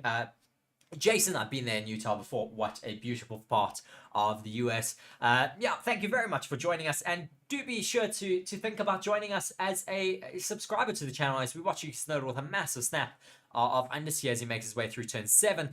Charles Leclerc comes into the pits. Fernando Alonso, he is not giving up out here on circuit. He is setting the timing boards alight yet again with a fastest first sector on that set of hards for himself. The rest of the drivers currently out in the pits. We have out on circuit though, Albon, Ocon, Alonso, Tsunoda, Sargent, and Lawson. Yeah, not many drivers out on circuit, but we're seeing some drivers maybe just getting ready to put on a faster set of tyres and really ramp it up before qualifying later this evening. Do be sure to join us for that. After the session, don't leave because we will take you straight into that session, of course, as we do go and get ready for that. Really, really looking forward to that this evening. Who will take the top spot there? Do we think? I think it's going to be possibly maybe a little bit of an upset with these Mercedes this afternoon. They're looking really, really quite competitive out here on circuit as Fernando Alonso once again takes the top spot on the timing board with a 1:28.624. He's had a phenomenal amount of form this year in that Aston Martin. I'm certainly hoping they commit him to a multi-year contract in their car if they're able to compete and keep delivering a competitive car for Fernando Alonso. Esteban Ocon moves himself up into P10 now with a 1:31.8 or 1:31.1, sorry, that is. Yeah, nothing too competitive for him at the moment, but the track is really evolving quite quickly at the moment. Yeah, do be sure to let me know down there in the comment section as well as in our poll that we currently have watching. We have EJ saying he's watching from India. Thank you very much for watching. And Orville just saying welcome to everyone there who is joining on our stream at the moment. We have 180 of you watching. Only 52 likes though. Please do be sure to like the video and subscribe to the channel if you're enjoying all of the Formula 1 content that is being brought out to you guys. Watching a replay of Charles Leclerc making his way into the pits. A little bit of a traffic jam there though, as Carlos Sainz is also waiting in the pits to get going. Leclerc coming onto the radio saying that didn't sound good. What happened to the engine? Yeah, being told we'll come back to bit of a moment as he was coming into the pits there. You could see a little bit of a lurch from his car. As we see Taya, one of our other regulars here on the channel, saying hello down there. And Go Alonso says, Silent Bob, he is totally different to Go Tiffy. Go Alonso is completely different to Go Tiffy. Certainly very. And Kush, they're saying, watching from Thailand, thank you very much for joining us. It's great to see all of you guys here in the comment section. Do be sure to hit that like button, please. It really does help us get recommended in the search bar, as well as when we take you across to our new, to our next stream there in anticipation for the qualifying later this afternoon. Please do be sure to like that stream as well. Yeah, just watching now Stroll out on track. He is, as much as the other drivers, or not other drivers, the other drivers don't care about Lance Stroll, as much as the management at Aston Martin loved to defend Lance Stroll, he's currently almost a second down on Fernando Alonso. Alonso has currently set the fastest lap time of the day so far with a 128.624. Lance Stroll down in sixth, 130.656. Yeah. What the hell? Same car, same setup, same circuit, same tire. I don't understand. Rod Shepard saying, good day again from Thailand, one of our other regulars on this channel. Thank you very much for watching here. As Atimanil says, watching from India, Kerala. Yeah, and Taya saying, Reece Leclerc. Okay. We're seeing Magnussen out on track. He's currently down in P20. Let's see what he can do in his Haas car at the moment. His teammate is currently all the way... Where is his teammate? Is all the way up in P10. As Brandon says, Mercedes and Aston looking pretty strong this weekend. Bet the race on Sunday will be very competitive. It's also very promising to see that these tyres, they're all competitive on the hards, which is, of course, going to be likely the race tyre for Sunday. And Donnie Lessing saying, from Volcom, thank you very much for joining us. And, yeah. Orville Clearsby saying, we need a female Formula 1 driver in the championship. Certainly, we do need a female Formula 1 driver. It was not difficult. It was disappointing that Carlin didn't make the move into the next stage of the process to become another team on the Formula 1 grid, because they had pretty much said in their outset from their F1 approval or their F1 application, they said from the outset that they want to bring in a female Formula 1 driver, and that was looking to be Jamie Chadwick was going to take that second seat. From the outset, they'd said, we have provisioned the seat for Jamie Chadwick, we will give her the seat. And yeah, it's disappointing that unfortunately they're not going to be able to join the Formula 1 grid, but hopefully Andretti will, because Jamie Chadwick does currently race for Andretti in the lower well, not in the lowest categories. She's racing for them in the NXX IndyCar series, if I'm not mistaken there. And yeah, really, really interesting. The Heart of Race is saying, while Alonso is up there killing it, Stroll is down there preparing to crush in quali. I don't know what you're smoking, Heart of Real Darts. I don't know what Stroll is going to be doing in qualifying, but I certainly don't think he's going to be able to match Alonso. Sorry to burst your bubble there, but yeah, there's been a lot of people asking for Stroll's seat in Formula 1 to go to someone else, because he's really just been underperforming compared to his teammates in a really competitive car, which is really quite confusing, because he was really competitive in the junior formulas. He won championships. He was really good in karts as well. And coming into Formula 1, he's just been really lackluster, be it because of the competition around him, maybe. But, I mean, I don't know. It's really just disappointing to see that he's kind of wasting that seat in Aston Martin at the moment. Taya asking, who do you think is going to crash? Probably the driver that I'm currently looking at, Logan Sargent. It's a really high-speed circuit. He's been looking all over the place. Esteban Ocon has also been looking a little bit all over the place, so maybe he might struggle as well. As I say that, though, he goes up into P6 with a 130.496. Yeah, track is starting to get a little bit busier with, I think, a few medium runners out there on circuit right now. Yeah, certainly looking like some medium runners. Alex Albon set his next lap time on a set of mediums of 1:33.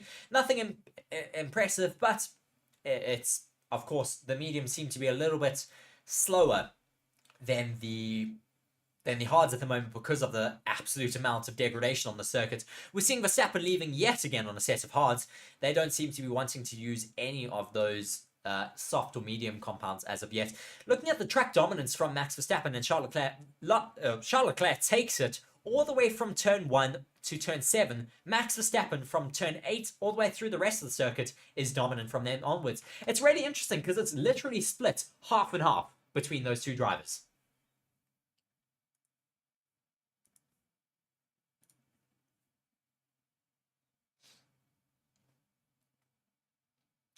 Just looking at Charles Leclerc getting ready to go out again in his car. Yeah, really, really interesting there. Sorry, I saw my timer and board had frozen it there a little bit, so I've just reset that for all of you. Yeah, really interesting to see that they are going out there on circuit and putting in some really good lap times. I would have expected maybe the mediums to be a bit faster in the outset, of course, with the hards and the mediums. I would have expected the mediums to be a bit faster, but it looks like maybe the FIA and Pirelli have just once again brought compounds that are way too soft. Maybe your hards should have been your mediums should have been your softs, and of course there was still one more step down to go in the Pirelli range. We're currently, I think, C3, 2 and 1, and it goes down to C0. So, I mean, they still had another step down to go. As Teo says, I really like this track. It's really pretty. And Andrew Crozier, once again, in the comment section, thank you very much for joining us. Such a weird setup of a single practice session in the boiling heat of the day when all other sessions are at night. It really is very interesting and not very indicative of what we'll have later on this evening. I think now in the next 5 to 10 minutes, once the sun does set, as we do see it getting ready to set out here, we'll see maybe more indicative lap times being put on the board, as we see Pierre Gasly now making his way up into P7. Nothing too crazy from him either, with a 130.5, still quite far off the lap times of Alonso, Leclerc, Verstappen and Russell. Where's Hamilton though? He's fallen down into P10. I don't think he put any extra lap times out on his set of hards, as we're seeing a lot more drivers now making their way out onto circuit. We have Magnussen, Gasly, Zhou, Ocon, Perez, Albon, Lawson, Russell, Hamilton, Bottas, Sainz, Verstappen, Hülkenberg and Alonso, as well as Sargent and Leclerc, all out on track. A really, really busy circuit right now. As we're seeing a lot of work going on, it looks like Stroll's car there. Yes, it is Lance Stroll's car. I wonder what they're doing there. They're just bolting everything back together, actually, by the looks of things. So they've already put some work on that car, but glad to see that they're bolting it all back up together to get him out on track once again. Liam Lawson, he is back out on track this weekend, of course, because Daniel Ricciardo is still not yet fit enough to get on circuit. His wrist still needs to heal a little bit more until he can get back onto track. It's difficult for him. We want to see him back onto circuit, but we don't want him to make the step too soon and risk not being able to fully recover from that injury that he had out at the Dutch Grand Prix. It's, of course, disappointing because we were really looking forward to seeing what he was going to be able to do compared to Yuki Tsunoda. But I think this fight between Lawson and Tsunoda has also been really, really interesting. Lawson's currently down in P17. Tsunoda's up in P13. He's on an outlap. Tsunoda is currently out on track on a set of mediums. Tsunoda's also on a set of mediums and is quite a few places ahead of his teammates. Carlos Sainz now making his way around the circuit on a hot lap. Darnie Lessing saying Hamilton is looking good, Russell better, and that they are a Mercedes fan. Yeah, I think as a Mercedes fan, you're in for a great weekend, as these Mercedes are certainly showing a lot of pace out here on circuit. As well as the Mercedes engines in general, the likes of Fernando Alonso and the Aston Martin, the McLarens of Lando Norris and Oscar Piastri are also looking quite good at the moment. Piastri setting some purple mini sectors at the moment on his hot lap. Let's see what he's able to do as he comes through the first sector. Let's see what his sector time is through there. Is it a purple? Just waiting for that to come up. Come on. Just the anticipation. It's 33.022. Not bad in the first sector. Let's see what he can do throughout the rest of his lap. Hamilton also out on track at the moment. What can he do? We have Sainz setting another hot lap out there. He finishes with a 129.066. As we're watching, I think this is Pierre Gasly also setting a hot lap right now. watching James Vowles, who has been very vocal with his support for Logan Sargent, that they're not going to oust him from the team. I'm, to be honest, a little bit disappointed that they're not getting rid of Sargent. It's harsh, but I'd like to see Mick in that seat. Silent Bob saying, I'd love to see the great Alonso and Mick in one team learn how to get a champion. I'm such a big Mick Schumacher supporter. I'd love to see Mick in Formula One, as I'm sure a lot of you guys as well are really vocal and excited to hopefully have Mick back in the sport in the future. I think that the introduction of Audi will be a great addition as well, because, of course, they're a German team. Who wouldn't want to have a German driver in a German team? So we'll have to wait and see what happens with them. But yeah, Silent Bob, I'm with you there. I'd love to see Mick Schumacher and Alonso in a team together. We didn't get Mick and Vettel, so Mick and Alonso would be the next best thing, of course. Just watching at the moment, the wind gusts are looking absolutely insane out there on circuit. We're seeing Max Verstappen making his way through one of the sectors. Massive snap of oversteer. That was definitely from a wind gust, because the car just completely snapped out of his control, and he got almost tied up a little bit there with one of the Hasses. I think that's Kevin Magnussen. Yeah, really dangerous with these big wind gusts there, and it was close between the Haas and Max Verstappen, but nothing too hectic. As we're seeing Lando Norris setting the fastest first sector out there on track. Piastri on his lap time has put himself up into P4. EJ Enterprises Andretti for Formula One team would be phenomenal. I agree with you there. I'd love to see them making their way and progress through the next stage of their application to join Formula One. The next application is probably the hardest, because it has to do with all of the commercial rights and signing away a lot of money, pretty much, in what would be essentially a $200 million a year deal with Formula One to increase the winning pot of all the teams. Otherwise, all of the other teams are going to have their winnings diluted, which they will not be happy about at all. Just looking at George Russell out there on track at the moment. Lando Norris had a good first sector, not brilliant in the second sector, setting a yellow second sector time there. What will he be able to do in the final sector now, as he does finish his lap time, not improving with a 129.8. He stays down there in 8th position, as I said, not improving on his lap time, but I'm sure these McLarens will have a lot more time in hand as the session improves, and as the track temperature does start to fall a little bit more. It's going to come into the hands of some of the other teams that prefer cooler temperatures, as we've seen Lando Norris go out again and test another fastest. Oh, no, sorry, that's still the same lap. I thought he'd gone out again. We're seeing Antonio Giovinazzi, the 2023 24-hour of Le Mans winner, sitting currently in the pit garage for Ferrari. I think he's actually their reserve driver at the moment. So just watching the Ferrari of Charles Leclerc making his way around on circuit at the moment. He's being outqualified by his teammate Carlos Sainz in quite a few races so far. As the Heart of Real Dancer says, Russell is and will never be better than Hamilton. Please respect the greatest of all time. Yeah, well, at the moment, the Heart of Real Dancers, Hamilton is being beaten by his teammate George Russell. So we'll have to wait and see what happens in qualifying later this afternoon.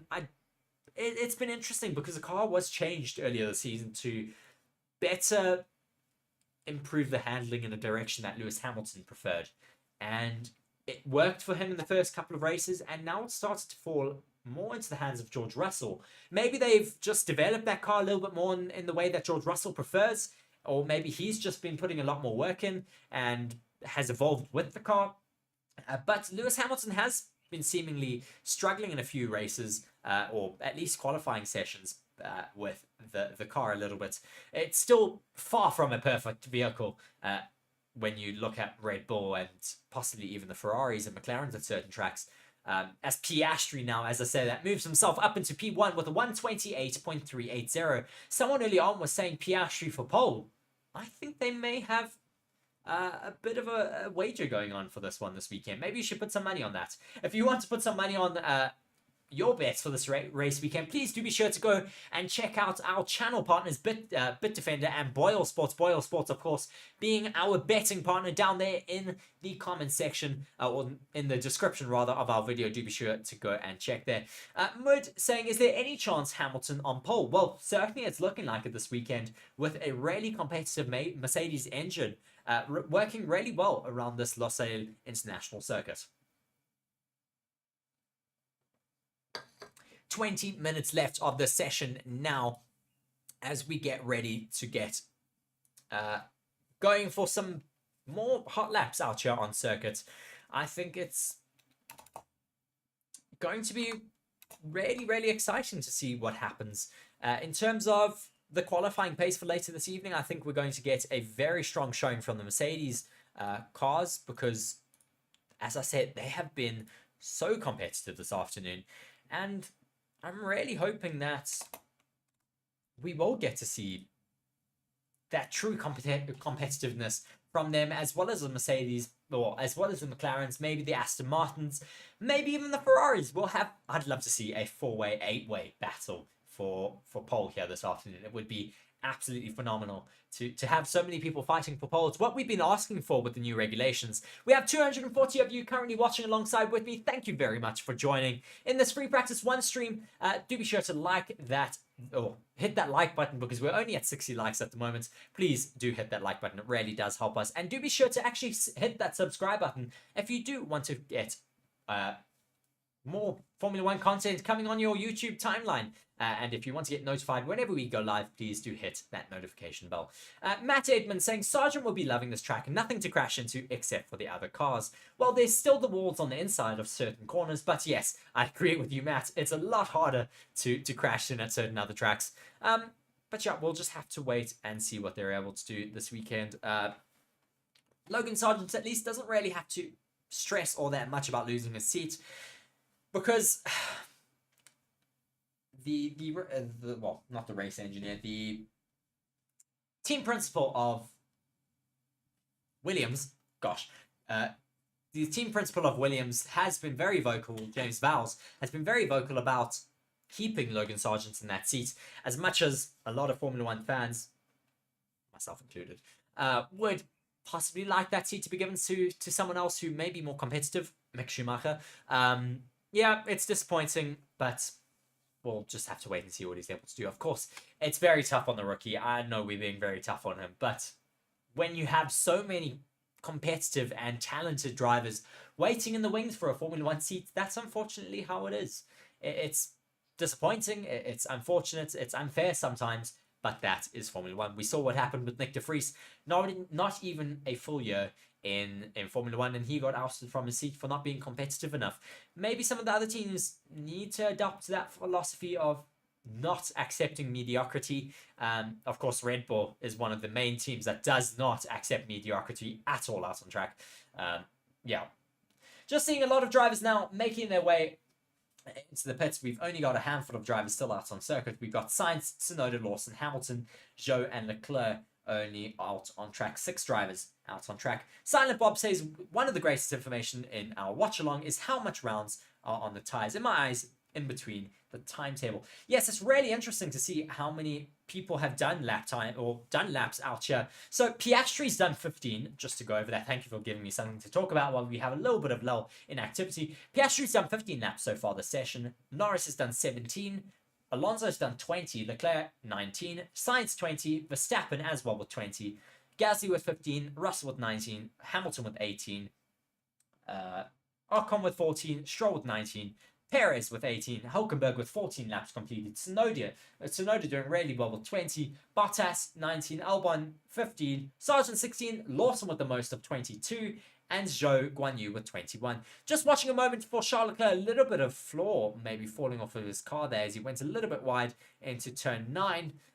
Yeah, he's going to have to be careful not to do that again as he rides the curbs quite hard. The Heart of Real Dance is saying, I'm betting on Hamilton for pole. Hashtag all in. Yeah, I think you have a good shout of possibly getting that pole position here today. He's been performing really, really well this weekend. That car is looking really competitive. And I think it's going to be a really competitive qualifying session this afternoon because of the fact that everyone gets one practice session ahead of qualifying for the race on Sunday. The qualifying is, of course, this afternoon. Later this evening, that stream will be starting directly after this, so do be sure to stick around. We'll take you through to that stream. You don't have to do anything. We'll do all the work for you. But, yeah, it's going to be a really, really exciting scrap for pole position this evening, as Charles Leclerc is still leading the...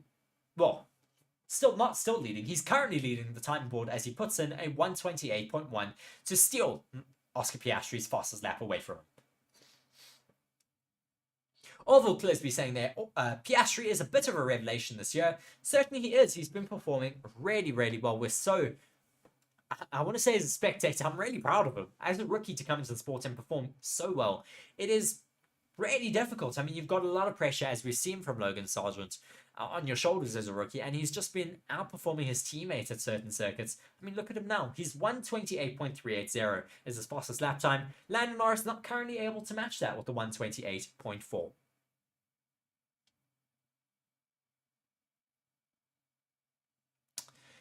So just looking in the pit lane at the moment, a lot of drivers in there right now. Just looking what's happening. Orville Clisby still with your comments on Piastri. Looking at our poll at the moment, though, with 214 votes. If you have not voted on that already, we're going to take that down soon, as we see a fan trying to lower down a message to the Formula 1 drivers. I don't know if that's the safest thing to do, guys. Rather not do that, please. Yeah. EJ Enterprise saying... Any idea about Leo? No clue at all about that. Sorry, EJ. Muad saying, will Hamilton win his 8th championship? It's going to be difficult, I think, with the crop of young Formula 1 drivers at the moment. There is just so much competition in terms of those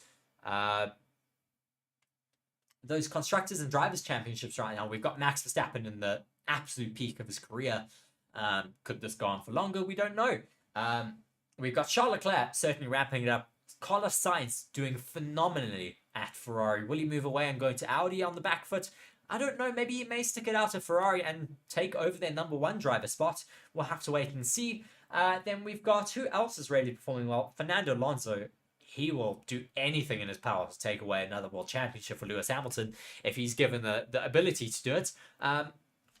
Yeah, Albon as well, I think for the future is one that we have to look at. There's been a lot of rumors that he could possibly go to Ferrari in the future. Maybe if Williams picks up their game, they could take a championship with him. Yeah, there are so many really, really competitive and talented Formula 1 drivers on the grid and in the wings to join the grid in the future. I don't know if Lewis Hamilton will easily get that 8th world championship. Of course, it all comes down to having a competitive car. And I think nowadays in Formula 1, a little bit of luck as well comes into it. I see we have Lynn Dewey saying hello for us here, and then EJ Enterprise is saying Leo movie trailer. I have no clue what the Leo movie is. I will Google that. But yes.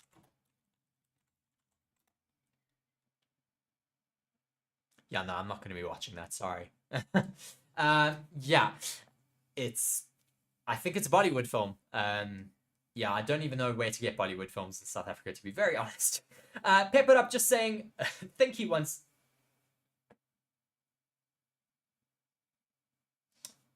Too unconscious, that was not great. Just, yeah, reading through all of the comments from you guys there. Really great to have all of you guys chatting to each other, and I'll be sure to try and catch as many comments as possible. As we're seeing a lot more drivers now making their way out onto circuit. We have Carlos Sainz and Leclerc currently back out there. Ocon and Albon as well out on circuit. Hopefully we'll get a couple more people as well leaving the pits. We have Albon and Sargent out on soft tyres now. First soft running for this session and for this weekend. What can they do out there on circuit? I think it may still be a little bit too hot out there.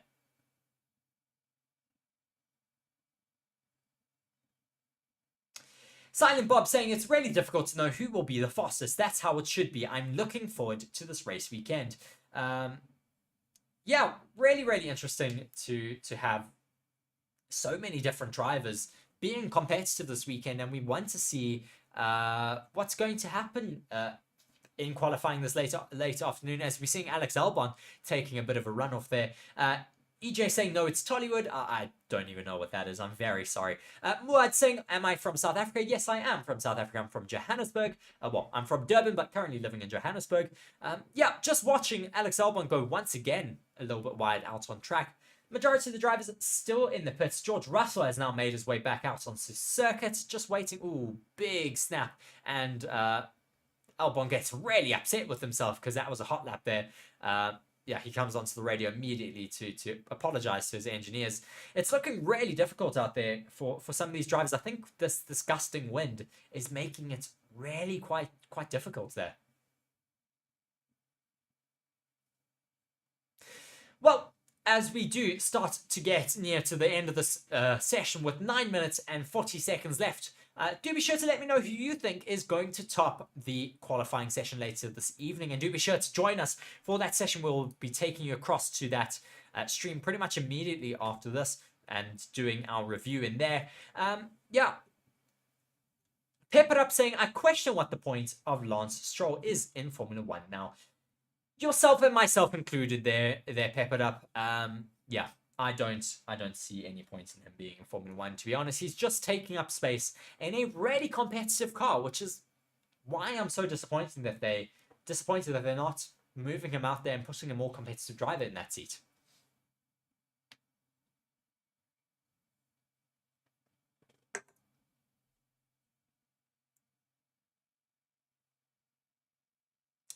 Just watching, I think this is George Russell out on track at the moment. Yes, it is the one that I'm watching. But a lot more drivers now all making their way out around the circuit. Pep It Up saying, is Lance Stroll going to win a Formula 1 championship at Aston Martin or any team? I think the answer to that is no. He's been given a really competitive car this year and hasn't been able to do anything with it. His teammates has been able to religiously get into the points, religiously get podiums in the first half of the season. I don't think he's going to be able to do anything of the sort in terms of getting a driver's championship for himself. Possibly Fernando Alonso and Aston Martin, but I really don't know about Lance Stroll.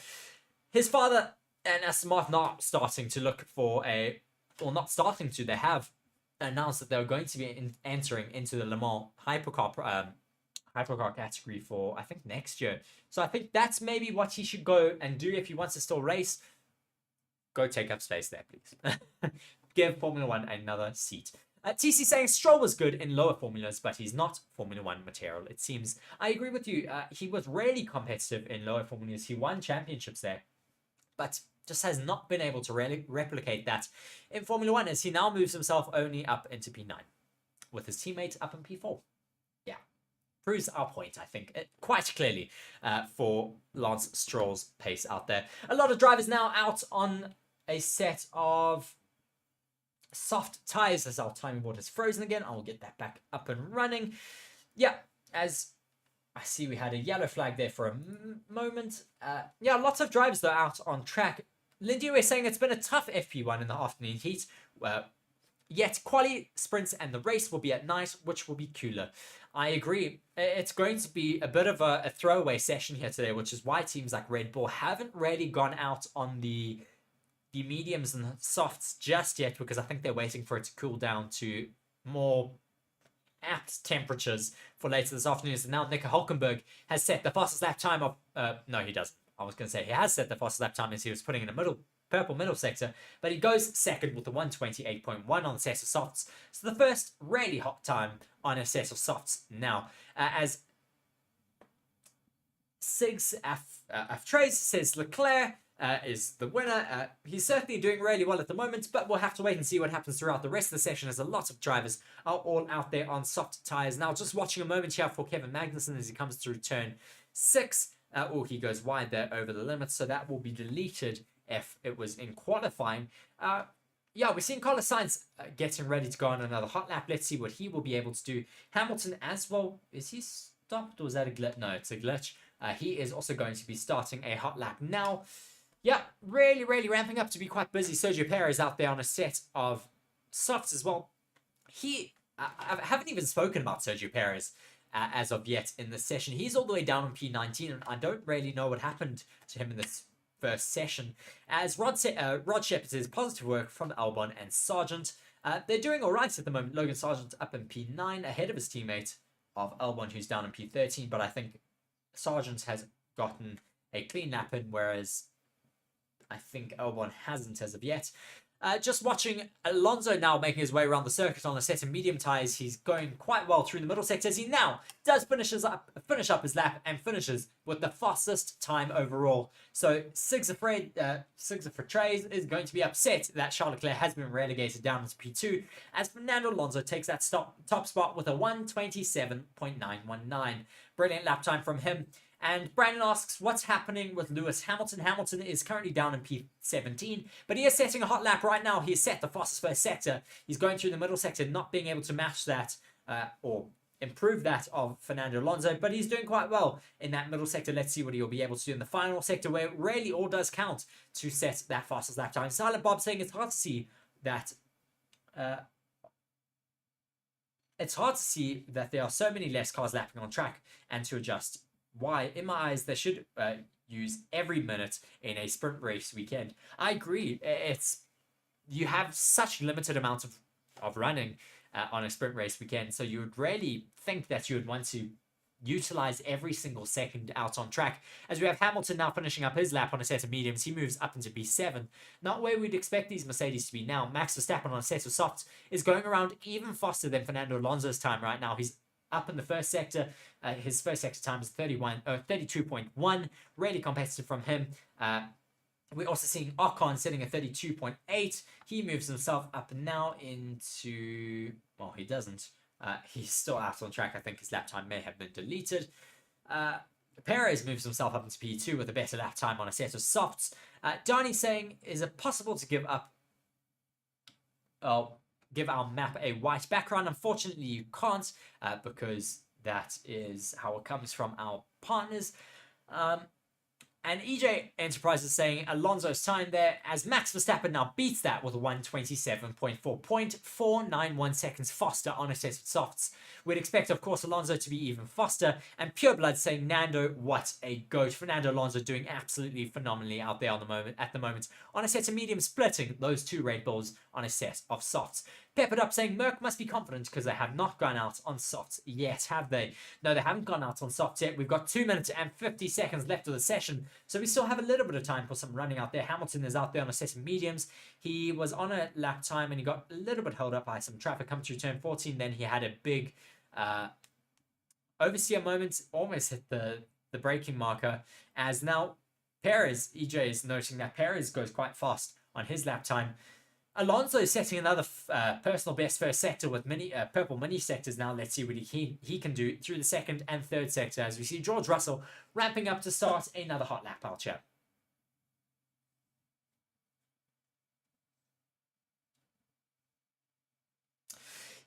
As I say that, though, he does not start another hot lap. He pulls into the pits. Pureblood saying Alonso P2, Lance P16. That is shocking. This is what I'm trying to say, Pureblood. I mean, I don't understand where his pace is compared to his teammate Fernando Alonso. For a racing driver that has won junior categories, to completely lose all of that performance coming into Formula 1 is really, really odd. And it's not like he's an under-experienced driver or an inexperienced driver. He's got 7 years currently on the grid, and he's still not able to match his own teammate in the same car. It's really, really interesting. Heart of Race is crossing their fingers for Lewis Hamilton as Chris Baldry gives his support there for for Fernando Alonso in the comment section. Yeah, just waiting as Charles Leclerc is going around out on track at the moment. A really, really busy track right now. Logan Sargent moves himself up ahead of his teammate with a 1:28.550, ever so slightly ahead of his teammate Alex Albon down in P9. Charles Leclerc currently on an outlap. He should also be hopefully moving quite quickly to go out on track. Orville Clisby also saying go Alonso, as well as a lot of people out there in the comments just letting us know who they are supporting down there. Charles Leclerc coming through the middle sector. He has a massive snap of oversteer, goes over those curbs there. They are so aggressive. and you do see the floor sparking away a little bit. They're not as aggressive as they used to be in 2021, but they're still quite aggressive. If you aren't careful, you can really damage your floor, and that's certainly not what you want to do 2 hours before qualifying, because it can take a long time sometimes to replace that floor. Look at Yuki Tsunoda now. He's down in P19. He's setting a lap time now on a set of softs.